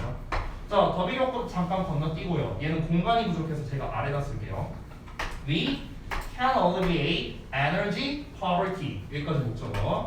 And prevent가 두 번째 동사겠네요. 여기 1번 동사. 그 다음에 climate change 이렇게 되겠습니다. 여러분이 여기서 꼭 알았으면 좋겠는 단어가 있는데 바로 alleviate이라는 단어입니다. 이 단어 너무 중요해요. 너무 중요해. 이 단어를 특히나 좋아하는 학교 대표가 대진고입니다. 대진고. 저는 대진에서 이 단어 좀 그만 냈으면 좋겠어요. 매년 내요. 매년. 이게 무슨 뜻이냐면요. 완화시키다라는 뜻입니다. 완화시키다. 됐어요? 우리가 relieve라는 단어 있죠. relieve. 이거 relieve. 이거랑 똑같은 뜻이에요. 근데 relieve는 사실 생각보다 잘 안 쓰고요. 고등부에서 이 alleviate이라는 단어를 많이 씁니다. 이게 수능 특강에서 나오는 고3 기출 단어 중 하나인데 고1에서 굉장히 좋아하는 단어여서 alleviate 꼭 알아두셨으면 좋겠습니다. 자, 일단 한번 해석을 해볼게요. 해석하기 전에 구문 분석을 좀 마무리하자면 주어 동사 목적어의 형용사 수식어 다 나왔고 마찬가지로 주어 동사 목적어 동사 목적어 완전한 문장이 다 나왔으니까 여기에 나와 있는 더 비교급은 전부 다 부사로 우리가 이렇게 처리를 하면 되겠습니다. 완전한 문장이니까요. 자, 그러면 해석을 해볼게요. 우리가 can bring down 떨어뜨린답니다. the price 가격을요. 우리가 가격을 더 많이 떨어뜨릴수록 그래서 어떤 가격이야? 태양, 바람, 그리고 심지어 핵 에너지의 가격이랍니다. 그래서 이거를 더 많이 떨어뜨릴수록 우리는 에너지 빈곤을 더 많이 완화시킬 수 있고요. 기후 변화를 예방할 수 있답니다. 됐죠? 이렇게 해석이 됩니다. 그래서 아까 말했다시피 앞부분은 네가 이렇게 만약 하면 이런 일이 벌어질 거야. 원인과 결과로서 여러분이 보시면 되겠고 다시 한번 말합니다. 주제문에서 이 패턴이 많이 등장해요. 주제문에서 반드시 알아두시기 바랍니다. 자, 오늘의 마지막 질문이 될 것 같은데 13번 후딱 하고 마무리를 할게요. 13번. 자, 봅시다. 13번 쉽지 않은데 최대한 빨리 한번 해보겠습니다. 그럼. 조금 오늘 딜레이가 될 것 같아서 죄송해요. 앞 시간에서 좀 시간을 좀 많이 썼네요. 자, 주제 부분을 좀 먼저 여러분이 이제 체크한 것과 비교하시면 좋겠습니다. 저는 주제를요 2개를 잡았어요. 저는 이 2개. 그러니까 두 번째 문장과 세 번째 문장이거든요. This is both valid and yet misleading. All subcultures are about use. 그 다음 문장. And use itself is a notion that contains great diversity. 여기까지입니다. 저는 이 두 문장을 주제로 잡았습니다. 자, 왜 주제로 잡았는지 부연 설명을 좀 해드리면서 시작할게요. 첫 문장 갑니다. 대중음악이 is much talked about. 자, 많이 말해진답니다. In terms of 어떤 관점에서 use culture and kinds of resistance 이렇게 나왔어요. 여러분 우리 전에 몇 번 지문이었는지 내가 까먹었는데 그런 얘기한 적이 있거든요. 뭐뭐라고 좀 말해진다 이런 표현들 뭐뭐라고 말해진다. 그때 뭐 often 뭐 is often told인가 뭐 이렇게 나왔던 것 같은데 뭐뭐라고 말해진다라는 표현 자체가 뭘 나타내느냐? 통념을 나타내는 경우가 많다라고 얘기를 했습니다. 통념. 됐어요? 일반적인 사실을 말한다. 그래서 대중음악은 다시 한번 뭐다? 청년 문화와 일종의 저항이라는 관점에서 많이 말해진다라는 거예요. 그러면 지금 소재는 딱 봐도 대중문화, 대중음악이겠죠. 그리고 청년 문화, 저항 다 나왔죠. 첫 부분에 나와 있는 게 다 소재라고 할 수 있겠습니다. 대중음악은 흔히 청년 문화 그리고 어떤 사회에 대한 뭐 저항 뭐 이런 거겠죠. 이런 걸로 여겨진대요. This is both valid and yet misleading이래요. 이것은요 타당하기도 하지만 misleading 오해의 소지도 있답니다. 그러니까 맞는 말이기도 하지만 틀린 말이기도 하다. 이 얘기하는 거야. Not all subcultures. 자, sub이라는 거는 아래라는 거예요. culture는 문화니까 하위 문화가 되겠습니다. 그래서 not all이 나왔으니까 부분 부정으로서 모두 뭐뭐한 건 아니다. 이렇게 해서 하면 되겠죠. 그러면 모든 하위 문화가 청렴에 대한 건 아니래요. 됐어? 그러니까 여기서 하위 문화라고 하는 것 중에 하나가 지금 이제 대중음악을 이제 얘기를 하는 거겠죠. 그러니까 우리가 흔히 대중음악이라는 것 자체가 뭔가 저항, 젊은이들의 음악, 약간 이런 것으로 우리가 보통 상징이 되는 경우가 있죠. 저는 가장 대표적인 장르가 랩이라고 생각해요. 힙합. 이런 게 이제 가장 대표적인 장르라 생각합니다. 보통 힙합을 60, 70대가 좋아하는 장르는 아니잖아요. 그렇죠? 10대, 20대, 30대 좀 젊은 사람들이 좋아하는 장르고요. 힙합이 원래 이제 무슨 뭐 각종 뭐 자랑, 뭐 스웨그 그리고 아니면 뭐 뭐랄까 어떤 뭐 사회에 대한 비판 및 저항 약간 이런 이제 메시지를 담고 있잖아요. 그렇잖아. 그러다 보니까 우리가 보통 대중음악이라고 하면은 아무래도 좀 젊은 사람들 그리고 뭔가 사회에 대한 비판이나 저항 이런 이미지를 떠올리기 마련이잖아. 근데 항상 그런 건 아니라고요. 즉 이 사람이 말하는 건. 자, 그래서 여기가 통념에 대한 반박이 되기 때문에 제가 주제로서 잡은 겁니다. 그래서 정확하게 말하면요, 요 두 문장이 다 주제가 되는데 다음 내용도 볼게요. And 그리고 youth itself 청년 그 자체는 is a notion 개념이래요. 어떤 개념이냐? 대절 이하라는 개념인데 contains great diversity 엄청난 다양성을 포함하고 있는 개념이래요. 됐어? 자, 이렇게 설명을 하고 있습니다. 자, 그러면 제가 주제를 한번 작성해 볼게요. 통념부터 작성하겠습니다. 통념. 자, 이 글에서 말하는 통념은 무엇입니까? 일단 대중음악은 어떤 청년 문화, 여기 소재 부분에 해당하는 거죠. 청년 문화 또는 저항 이런 걸로 여겨진대요. 일반적으로 그렇게 여겨진대. 근데 그에 대한 반박이 나왔죠. 이게 바로 뭐다? 주제입니다. 자, 하지만 실제로는 아니랍니다. 그러니까 그럴 때도 있고 안 그럴 때도 있다고. 즉 항상 그런 건 아니래요. 항상 그런 건 아니랍니다. 즉 모든 대중문화가 청년에 대한 것도 아니고요. 그리고 청년이라는 개념 자체도 굉장히 광범위한 개념이랍니다. 됐죠? 그래서 항상 그런 건 아니다. 즉 모든 그런 이제 대중문화라고 할게요. 대중문화가 청년과 관련이 있는 건 아니다. 청년과 관련이 있는 건 아니다. 이 얘기도 했고 또 어떤 얘기 있습니까? 청년이라는 것은 광범위한 개념이래요. 광범위한 개념. 그러니까 여기서 말하는 광범위한 개념이라고 말한 건 뭐냐면요. 우리가 청년 문화라고 할 때 이 청년이라는 말을 들으면은 우리가 생각하는 건 뭐냐면 저항이라고요. 저항. 아까 처음에 말했다시피. 그래서 청년 문화 하면은 사회에 대한 저항 비판 이런 것만 생각한다고. 근데 그게 아니라고요. 그것만 있는 게 아니라고. 되게 넓은 개념이라고. 되게 넓은 개념. 됐어요? 즉 저항과 비판만 해당되는 게 아니라고요. 청년이라는 개념은. 이걸 지금 얘기를 하는 겁니다.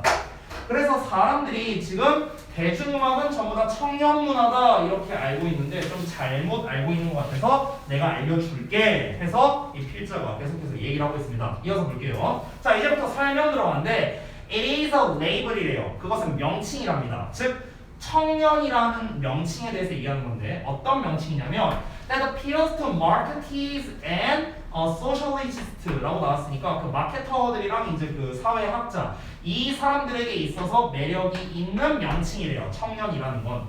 그러나 여전히 conceals 숨긴대요. 가린답니다. 그 여자분들 우리 아실런지 모르겠는데 그 화장품 중에 컨실러라고 있죠? 컨실러.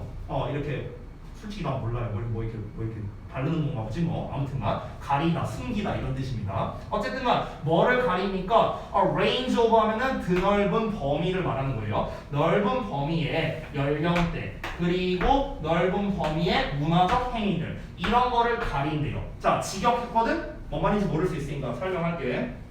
자, 무슨 말이냐면 청년이라는 이 명칭이 마케터나 이 사회학자한테 되게 매력적이래. 왜냐면 우리가 흔히 청년들이 청년 문화는 이렇게 말하면은 보통 이거를 상징하기가 편하잖아요. 그러니까 마케터들이 홍보를 할 때 뭐 이렇게 청년 문화에서 많이 사용되는 어쩌고 뭐 이렇게 이제 설명하기가 좋죠. 되게 함축적이니까. 그리고 이미지화도 잘 되어 있고요. 사회학자들도 마찬가지죠. 뭔가를 전달하거나 설명하고자 할 때 우리 청년들이 요즘 청년 문화에서 이렇게 이제 퉁쳐서 말하기가 좋잖아. 그러니까 그게 되게 좋은 용어라는 거죠. 얘네들한테는. 그 얘기야. 하지만 여전히 그 청년이라는 그 명칭은요. 그 명칭 때문에 다양한 연령대 그리고 다양한 문화적 행위를 감추어 버린다라고 하는 겁니다. 됐어요? 그러니까 우리가 사실 예를 들면 아까 말했다시피 대중음악이라고 한번 쳐볼 건데 제가 그 예전에 TV에서 어딜 봤는데 어떤 사람이 저기 그 시장을 갔어요. 되게 오래된 시장. 근데 시장에서 그 아주머니가 무슨 뭐 그 순대를 이렇게 파는데 순대를 막 겁나 잘 썰어요. 막 안 보고는 막 이렇게 썼는데 그 안쪽을 보니까 그 저기 누구야 최유정인가 맞나? 그 아이오아이 맞나? 아이오아이인가? 아무튼 거기 그 최유정이라고 있잖아. 되게 귀엽게 생기네. 그 최유정이라는 친구의 사진이 도배가 되어 있는 거야. 거기 이제 그 순대 그 파는 가게 안에. 그래갖고 이제 그 인터뷰하는 사람도 이제 어떤 연예인이었는데 나 친한 동생인데 저 뭐 그러니까 이분 입장에서는 이 아주머니가 최유정과 무슨 뭐 관련성이 있는 사람인가 이렇게 생각을 했죠. 근데 알고 보니까 그게 아니라 진짜 그냥 팬이었던 거야. 아줌마가 한 60대 정도 되는 아줌마였어. 근데 아줌마가 하는 말이 아니 그냥 팬이다. 좋아한다. 그래서 내가 사진 다 붙여놓은 거다. 그래서 막 했어. 조사를 한 거야. 뭐 최유정이 뭐 몇 년 몇 월 며칠생이냐, 뭐 집이 어디냐, 뭐 키우는 개 이름이 뭐냐, 막 이런 걸 막 물어보는데 아줌마가 다 맞춰. 막 그런 내용이 있었어요. 그러니까 지금 이게 말하는 게 뭐냐면 우리가 청년 문화의 이제 대표 아이돌이라고 할 수 있겠죠. 근데 이 어떤 특정 아이돌 문화하면은 우리가 떠올리는 거는요. 청년들이 즐기는 문화라고 떠올릴 수밖에 없잖아요. 우리가 일반적으로. 하지만 어떻다?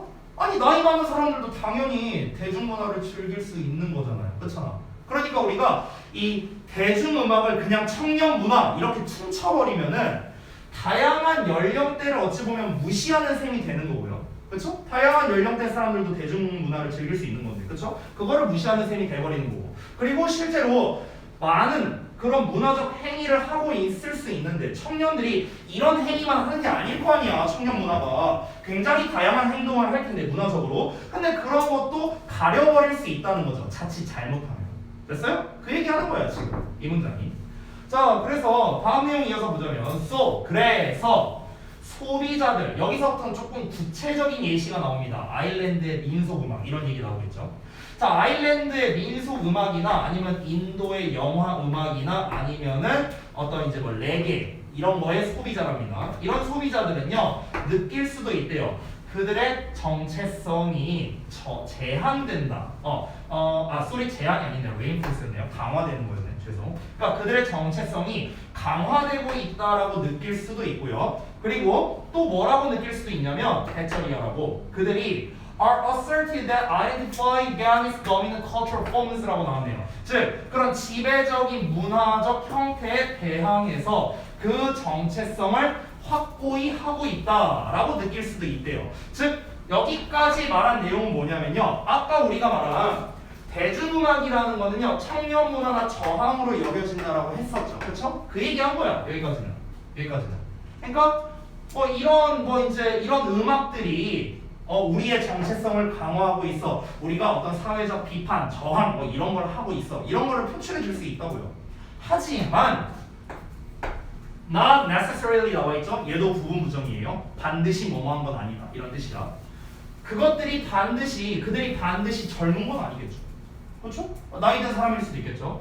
그리고 그들이 저항하고 있는 것도 아니야. With a kind of loud public display. 뭔가 이게 좀 시끄러운 그런 이제 대중적인 전시, 그러니까 공공연하게 이렇게 보여주는 거야. 무슨 뭐 어떤 시위, 뭐 삭발 시위니 뭐니 막 이런 거 있잖아요. 그러니까 그런 거를 하고 있는 것도 아니야. 뭐 타블로이드 신문에 나오는 뭐 그런 이제 막 이게 막 전시하는 그런 뭐 시위를 한다거나 그런 것도 아니에요. 됐어? 그러니까 이런 음악을 즐기는 사람들이 무조건 청년 문화냐라고 할 수도 있겠죠. 이런 것들이 포함이 되니까 저항적인 의견도 있고 비판이 들어갈 수도 있어요. 하지만 모든 사람들이 그런 건 아니라는 거죠. 쇼미더머니를 여러분도 보지만 내가 볼 수도 있고요. 우리 부모님이 볼 수도 있다고요. 됐어? 쉽게 말하면요. 자, 그래서 다음 내용 보자면 또 여기서 부연 설명이 나오는데 이 브라켓이라는 사람이 이제 말하기를, 그러니까 이 사람의 어떤 말을 인용해서 또 추가적인 설명을 하려고 합니다. 지금 계속 똑같은 얘기가 반복되는 건데 다시 한번 말하지만 대중문화는 청년만의 것이 그러니까 대중음악은 청년 문화만이 아니다라는 걸 지금 계속해서 강조하고 싶은 거예요. 이 사람이 말하고 싶은 건 계속 똑같은 얘기합니다. 자, 브라켓은 어떤 음악을 해석하는 거의 위험성에 대해서 이야기를 한답니다. 오로지 뭘 통해서? 청년 문화만을 통해서 음악을 해석하려 하는 게 위험하다. 이거에 대해서 얘기를 하고요. 그리고 순진하고 로맨틱한 그런 청년의 반항에 대한 그런 셀러브레이션, 찬양이겠죠. 이런 것들에 대해서도 이야기를 한대요. 자, 그러니까 결국 이 사람이 말하는 것도 청년 문화로만 대중음악을 파악하려고 하면 안 된다. 여러 연령대가 즐긴다. 반드시 저항의 의미만 있는 건 아니다. 뭐 이런 얘기를 하려는 거겠죠. 청년이 사회에 대해서 뭔가 반항을 한다 하더라도 그냥 되게 그 나이대답게 그냥 되게 순진하기도 하고 되게 낭만적이기도 하네. 난 나이 들어서 저렇게 못하는데. 그냥 이 정도 얘기한다는 거야. 됐어? 그냥 그 정도로 끝내버리지 무조건 이게 바로 청년 문화지. 이것만이 청년 문화지. 이렇게 하진 않는다고요. 똑같은 얘기 하는 거예요. 자, 이어서 demographic 하고 realitties라고 나왔는데, 그러니까 인구 통계상의 현실이 뭘 의미하냐면 배터리를 의미하는데 청중들이 되겠죠. 그러니까 청년 관객들이 나이가 들어간대요. 하지만 have not simply abandoned. abandon은 단념하다 버리다라는 건데 얘네가 버리진 않는데요. 대중음악을요. 그들이 젊었던 시절에 들었던 대중음악이 되겠죠. First a form of easy listening. 그러니까 뭔가 좀 듣기에 쉬운 그런 형태로서. 이게 무슨 말이냐면은 제가 예시를 들어주면 여러분 부모님 세대 있죠? 여러분 부모님이 대부분 한 40대 한 중반? 이 정도 아마 되시겠죠? 그러면 여러분 부모님들께서 젊었던 시절 한 20대 때 그때 유행했던 음악은요 락이었어요. 락 음악이 이제 되게 유행을 했었거든요. 그러면은 그때 당시에 그 대중음악이라고 하면은 락이었고, 그럼 이 락을 청년 문화라고 한다고 한번 쳐보자고. 근데 여러분 부모님이 지금 이제 나이가 어느 정도 드셨어요. 이제는 중년이죠. 청년은 아니죠. 그럼 중년이 되셨는데 여전히 락 음악을 즐겨 들으실 수 있잖아요. 왜? 어렸을 때 막 생각도 나고 내가 원래 이런 음악을 좋아하기도 하고 내 어렸을 때 생각나고 이러니까. 근데 그러면 그때 당시에 저항의 상징이었는데 그 락이라는 게, 근데 지금 이분들은 청년이 아닌데요. 됐어? 그러니까 이런 모순이 생겨버리잖아요. 그러니까 우리가 어떤 대중음악에 대해서 뭔가 정의를 내리거나 평가를 할 때 이거는 청년을 위한 문화다 이렇게 말할 수가 없다라는 거야. 지금 계속 그 얘기하는 거야. 여러분도 마찬가지야. 여러분이 지금 힙합을 좋아해, 예를 들어서. 근데 30년 뒤에 여러분이 나이가 들었을 때는 그때는 힙합이 유행을 안 할 수 있어. 막 트로트가 유행할 수도 있어. 예를 들어서. 그러면은 트로트로 막 사회에 이게 막 청년 문화가 됐어. 여러분이 듣던 힙합은 청년 문화가 아니었어 그러면은? 그러니까 지금 여러분이 나이가 들어서 이제 대중적인 음악을 듣곤 하지만 여러분이 젊을 때 들었던 거를 청년 문화 이렇게 네이밍을 해버리면 문제가 생기잖아요. 여러분 더 이상 청년이 아닌데. 됐어? 그 얘기를 계속 반복적으로 하고 있는 겁니다. 자, 그래서 방금 전에 제가 말한 예시가 나오는데 락 음악 얘기가 나오고 있죠. 방금 제가 한 얘기랑 똑같아요. 락 음악은 여전히 정체성의 일부랍니다. 현재 중년 세대의 정체성의 일부래요. 여전히 중년들은 이런 락 음악을 이 저항의 상징이었죠. 옛날에 그런 거를 듣는데요. 자, 마지막 문장을 보겠습니다. Where they stand. 그들이 서 있는 곳이래요. In relation to kinds of resistance and to counterculture. 그러면 각종 종류의 그런 저항과 그리고 카운터컬처니까 이제 뭔가 반대하는 문화가 되겠죠. 그런 거와 관련성이 있게끔 관련해서 그들이 어디에 서 있는지는 has not been adequately explored. 적절하게 탐구되지 않았답니다. 자, 이게 무슨 말이냐면요. 즉, 청년 문화와 대중음악이라는 게 항상 관련성이 있는 게 아니라고요. 관련성이 있긴 있어. 근데 100% 둘이 똑같다가 아니라고요. 계속해서 말하지만. 그리고 이 대중음악이라는 건 청년 문화가 가지고 있는 그런 저항성에 대한 그런 인식이 잘못된 방향으로 갈 수 있다고 얘기를 하고 있습니다. 어디에 자리 잡고 있는지 적절히 탐구되지 않았다며. 대중음악이라는 게 대중음악은 무조건 청년 문화? 청년 문화이다? 이게 아니라고. 청년 문화일 수도 있고 중년 문화일 수도 있고 노년 문화일 수도 있다고요. 됐어? 모든 가능성이 다 있다라고. 됐어? 그러면 우리가 흔히 말하는 어떤 저항 문화, 반문화. 아까 전에 우리 초반부에 대중음악이 저항을 상징한다라고 나왔잖아. 그럼 이제 얘를 기준으로 봤을 때 그러면 우리가 각종 저항에 관련된 거는 흔히 청년 문화라고 생각을 했었는데 여태까지 아니라고 여태까지 실컷 얘기했잖아. 그러면 저항에 관련된 건 어떤 문화에 가까울까? 라고 한번 생각을 해보자면 그런 건 아직 안 정해져 있다고. 됐어? 노년이 무조건 저항 문화인가? 아니지. 청년이 저항 문화인가? 아니야. 중년이 저항 문화야? 아니라고요. 안 정해져 있다고. 됐어? 그러니까 우리가 단순하게 청년 문화는 저항하고 뭔가 반사회적인 문화다 이렇게 말할 수가 없다고. 계속 반복적인 얘기를 하면서 끝났습니다. 자, 그래서 이제 지문 내용이 꽤 어려웠었는데 그래 주제를 한번 보도록 하겠습니다. 제가 정답을 말씀드릴게요. 정답은 5번이에요. 정답은 5번인데 제가 봤을 때 가장 매력적인 오답은 3번이라고 생각합니다. 3번. 혹시 답을 3번으로 고르신 분이 있다면은 좀 헷갈렸을 수 있다고 생각하는데요. 자, 해석 부분을 좀 같이 한번 보도록 하겠습니다. 자, 저기 얘가 하단에다 써놨으니까 한번 같이 볼게요. 1번부터. 1번에 영어로 뭐라고 나왔냐? Repeated themes and key concepts in popular music 이라고 나왔어요. 즉, 대중음악의 반복되는 주제와 핵심 개념이라고 나왔습니다. 자, 이 글에서 지금 말하고자 하는 건 무엇입니까? 청년 문화, 저항, 대중음악 이 세 가지가 키워드였어요. 이 키워드.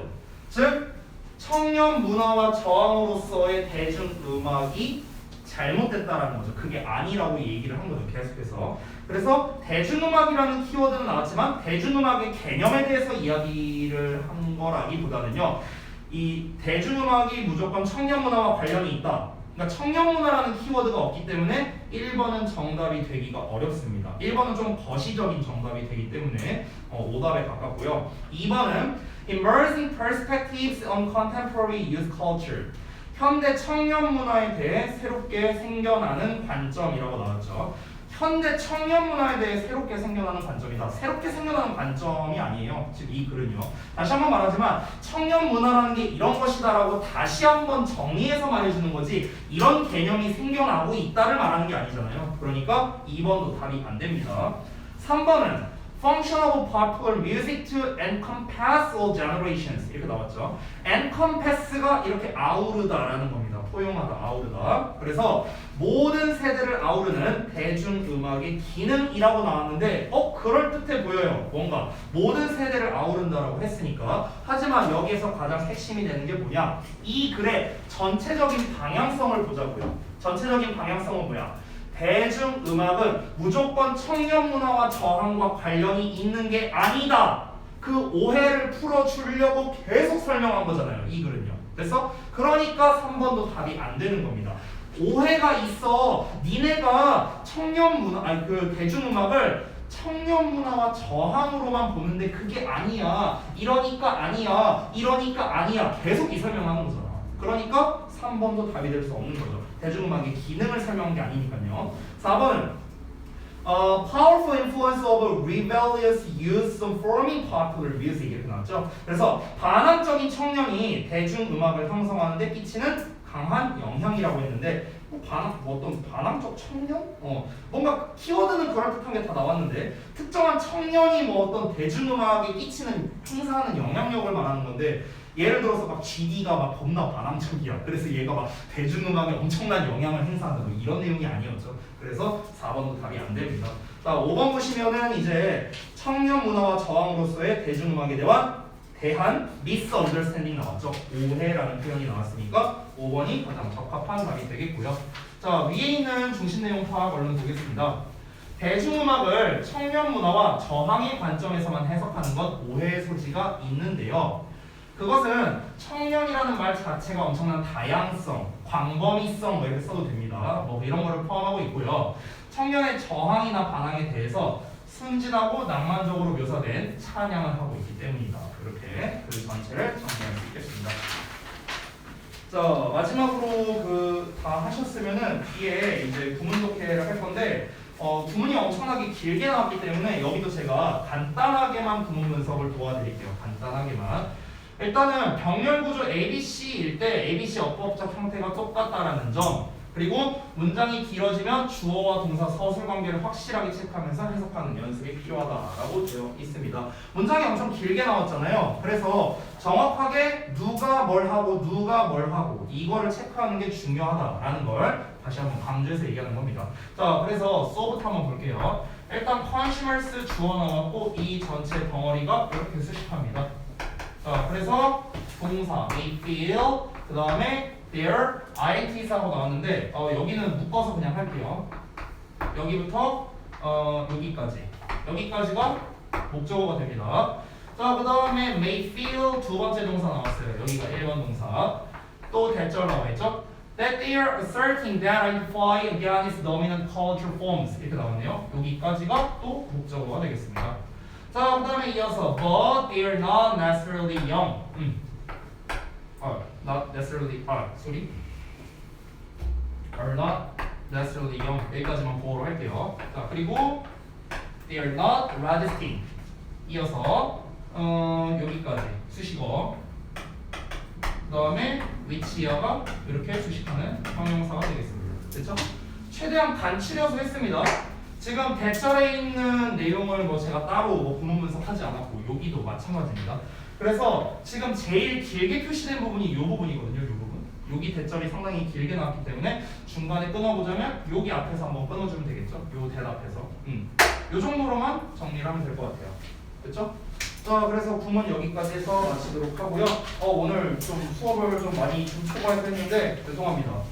앞 시간에 아까 데일리 테스트 해설을 하다 보니까 조금 길어진 모양이에요. 일단 다음엔 좀 더 맞춰서 해볼게요. 자, 숙제 말씀드리고 마치겠습니다. 오늘이 14일이죠?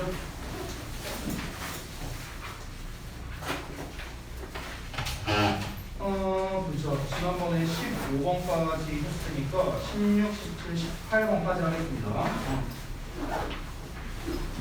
16에서 18번이고요. 31쪽부터 몇 페이지냐? 31부터 36까지입니다.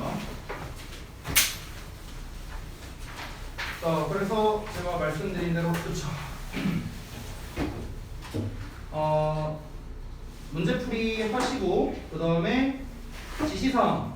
자, 제가 다시 한번 말씀드리지만 지시사항이라는 거는요, 여러분 그 숙제 하실 때 개선할 부분과 수업 필기 핵심 사항 빈칸 있죠. 여기 두 개만 제외하고 나머지는 다 해 오시는 겁니다. 자, 그리고 글의 소재는 반드시 작성해 주고요. 그리고 이건 한 가지 부탁드리고 싶은 게 있는데 주제문을 표시할 때 색깔펜으로 좀 표시해 주세요. 색깔펜. 얘네가 글을 읽기 위해서 표시한 건지 아니면 주제문으로서 표시한 건지 제가 잘 구별이 안 돼요. 그래서 색깔펜이나 형광펜 같은 걸로 좀 표시를 해주시면 좋겠습니다. 마지막으로 질문할 거 체크해 오시고. 자, 단어는 오늘 나눠드린 게 이제 5에서 12번이거든요. 그래서 여기 단어 암기해 오시면 되겠습니다. 네, 여기까지 진행을 하셨습니다.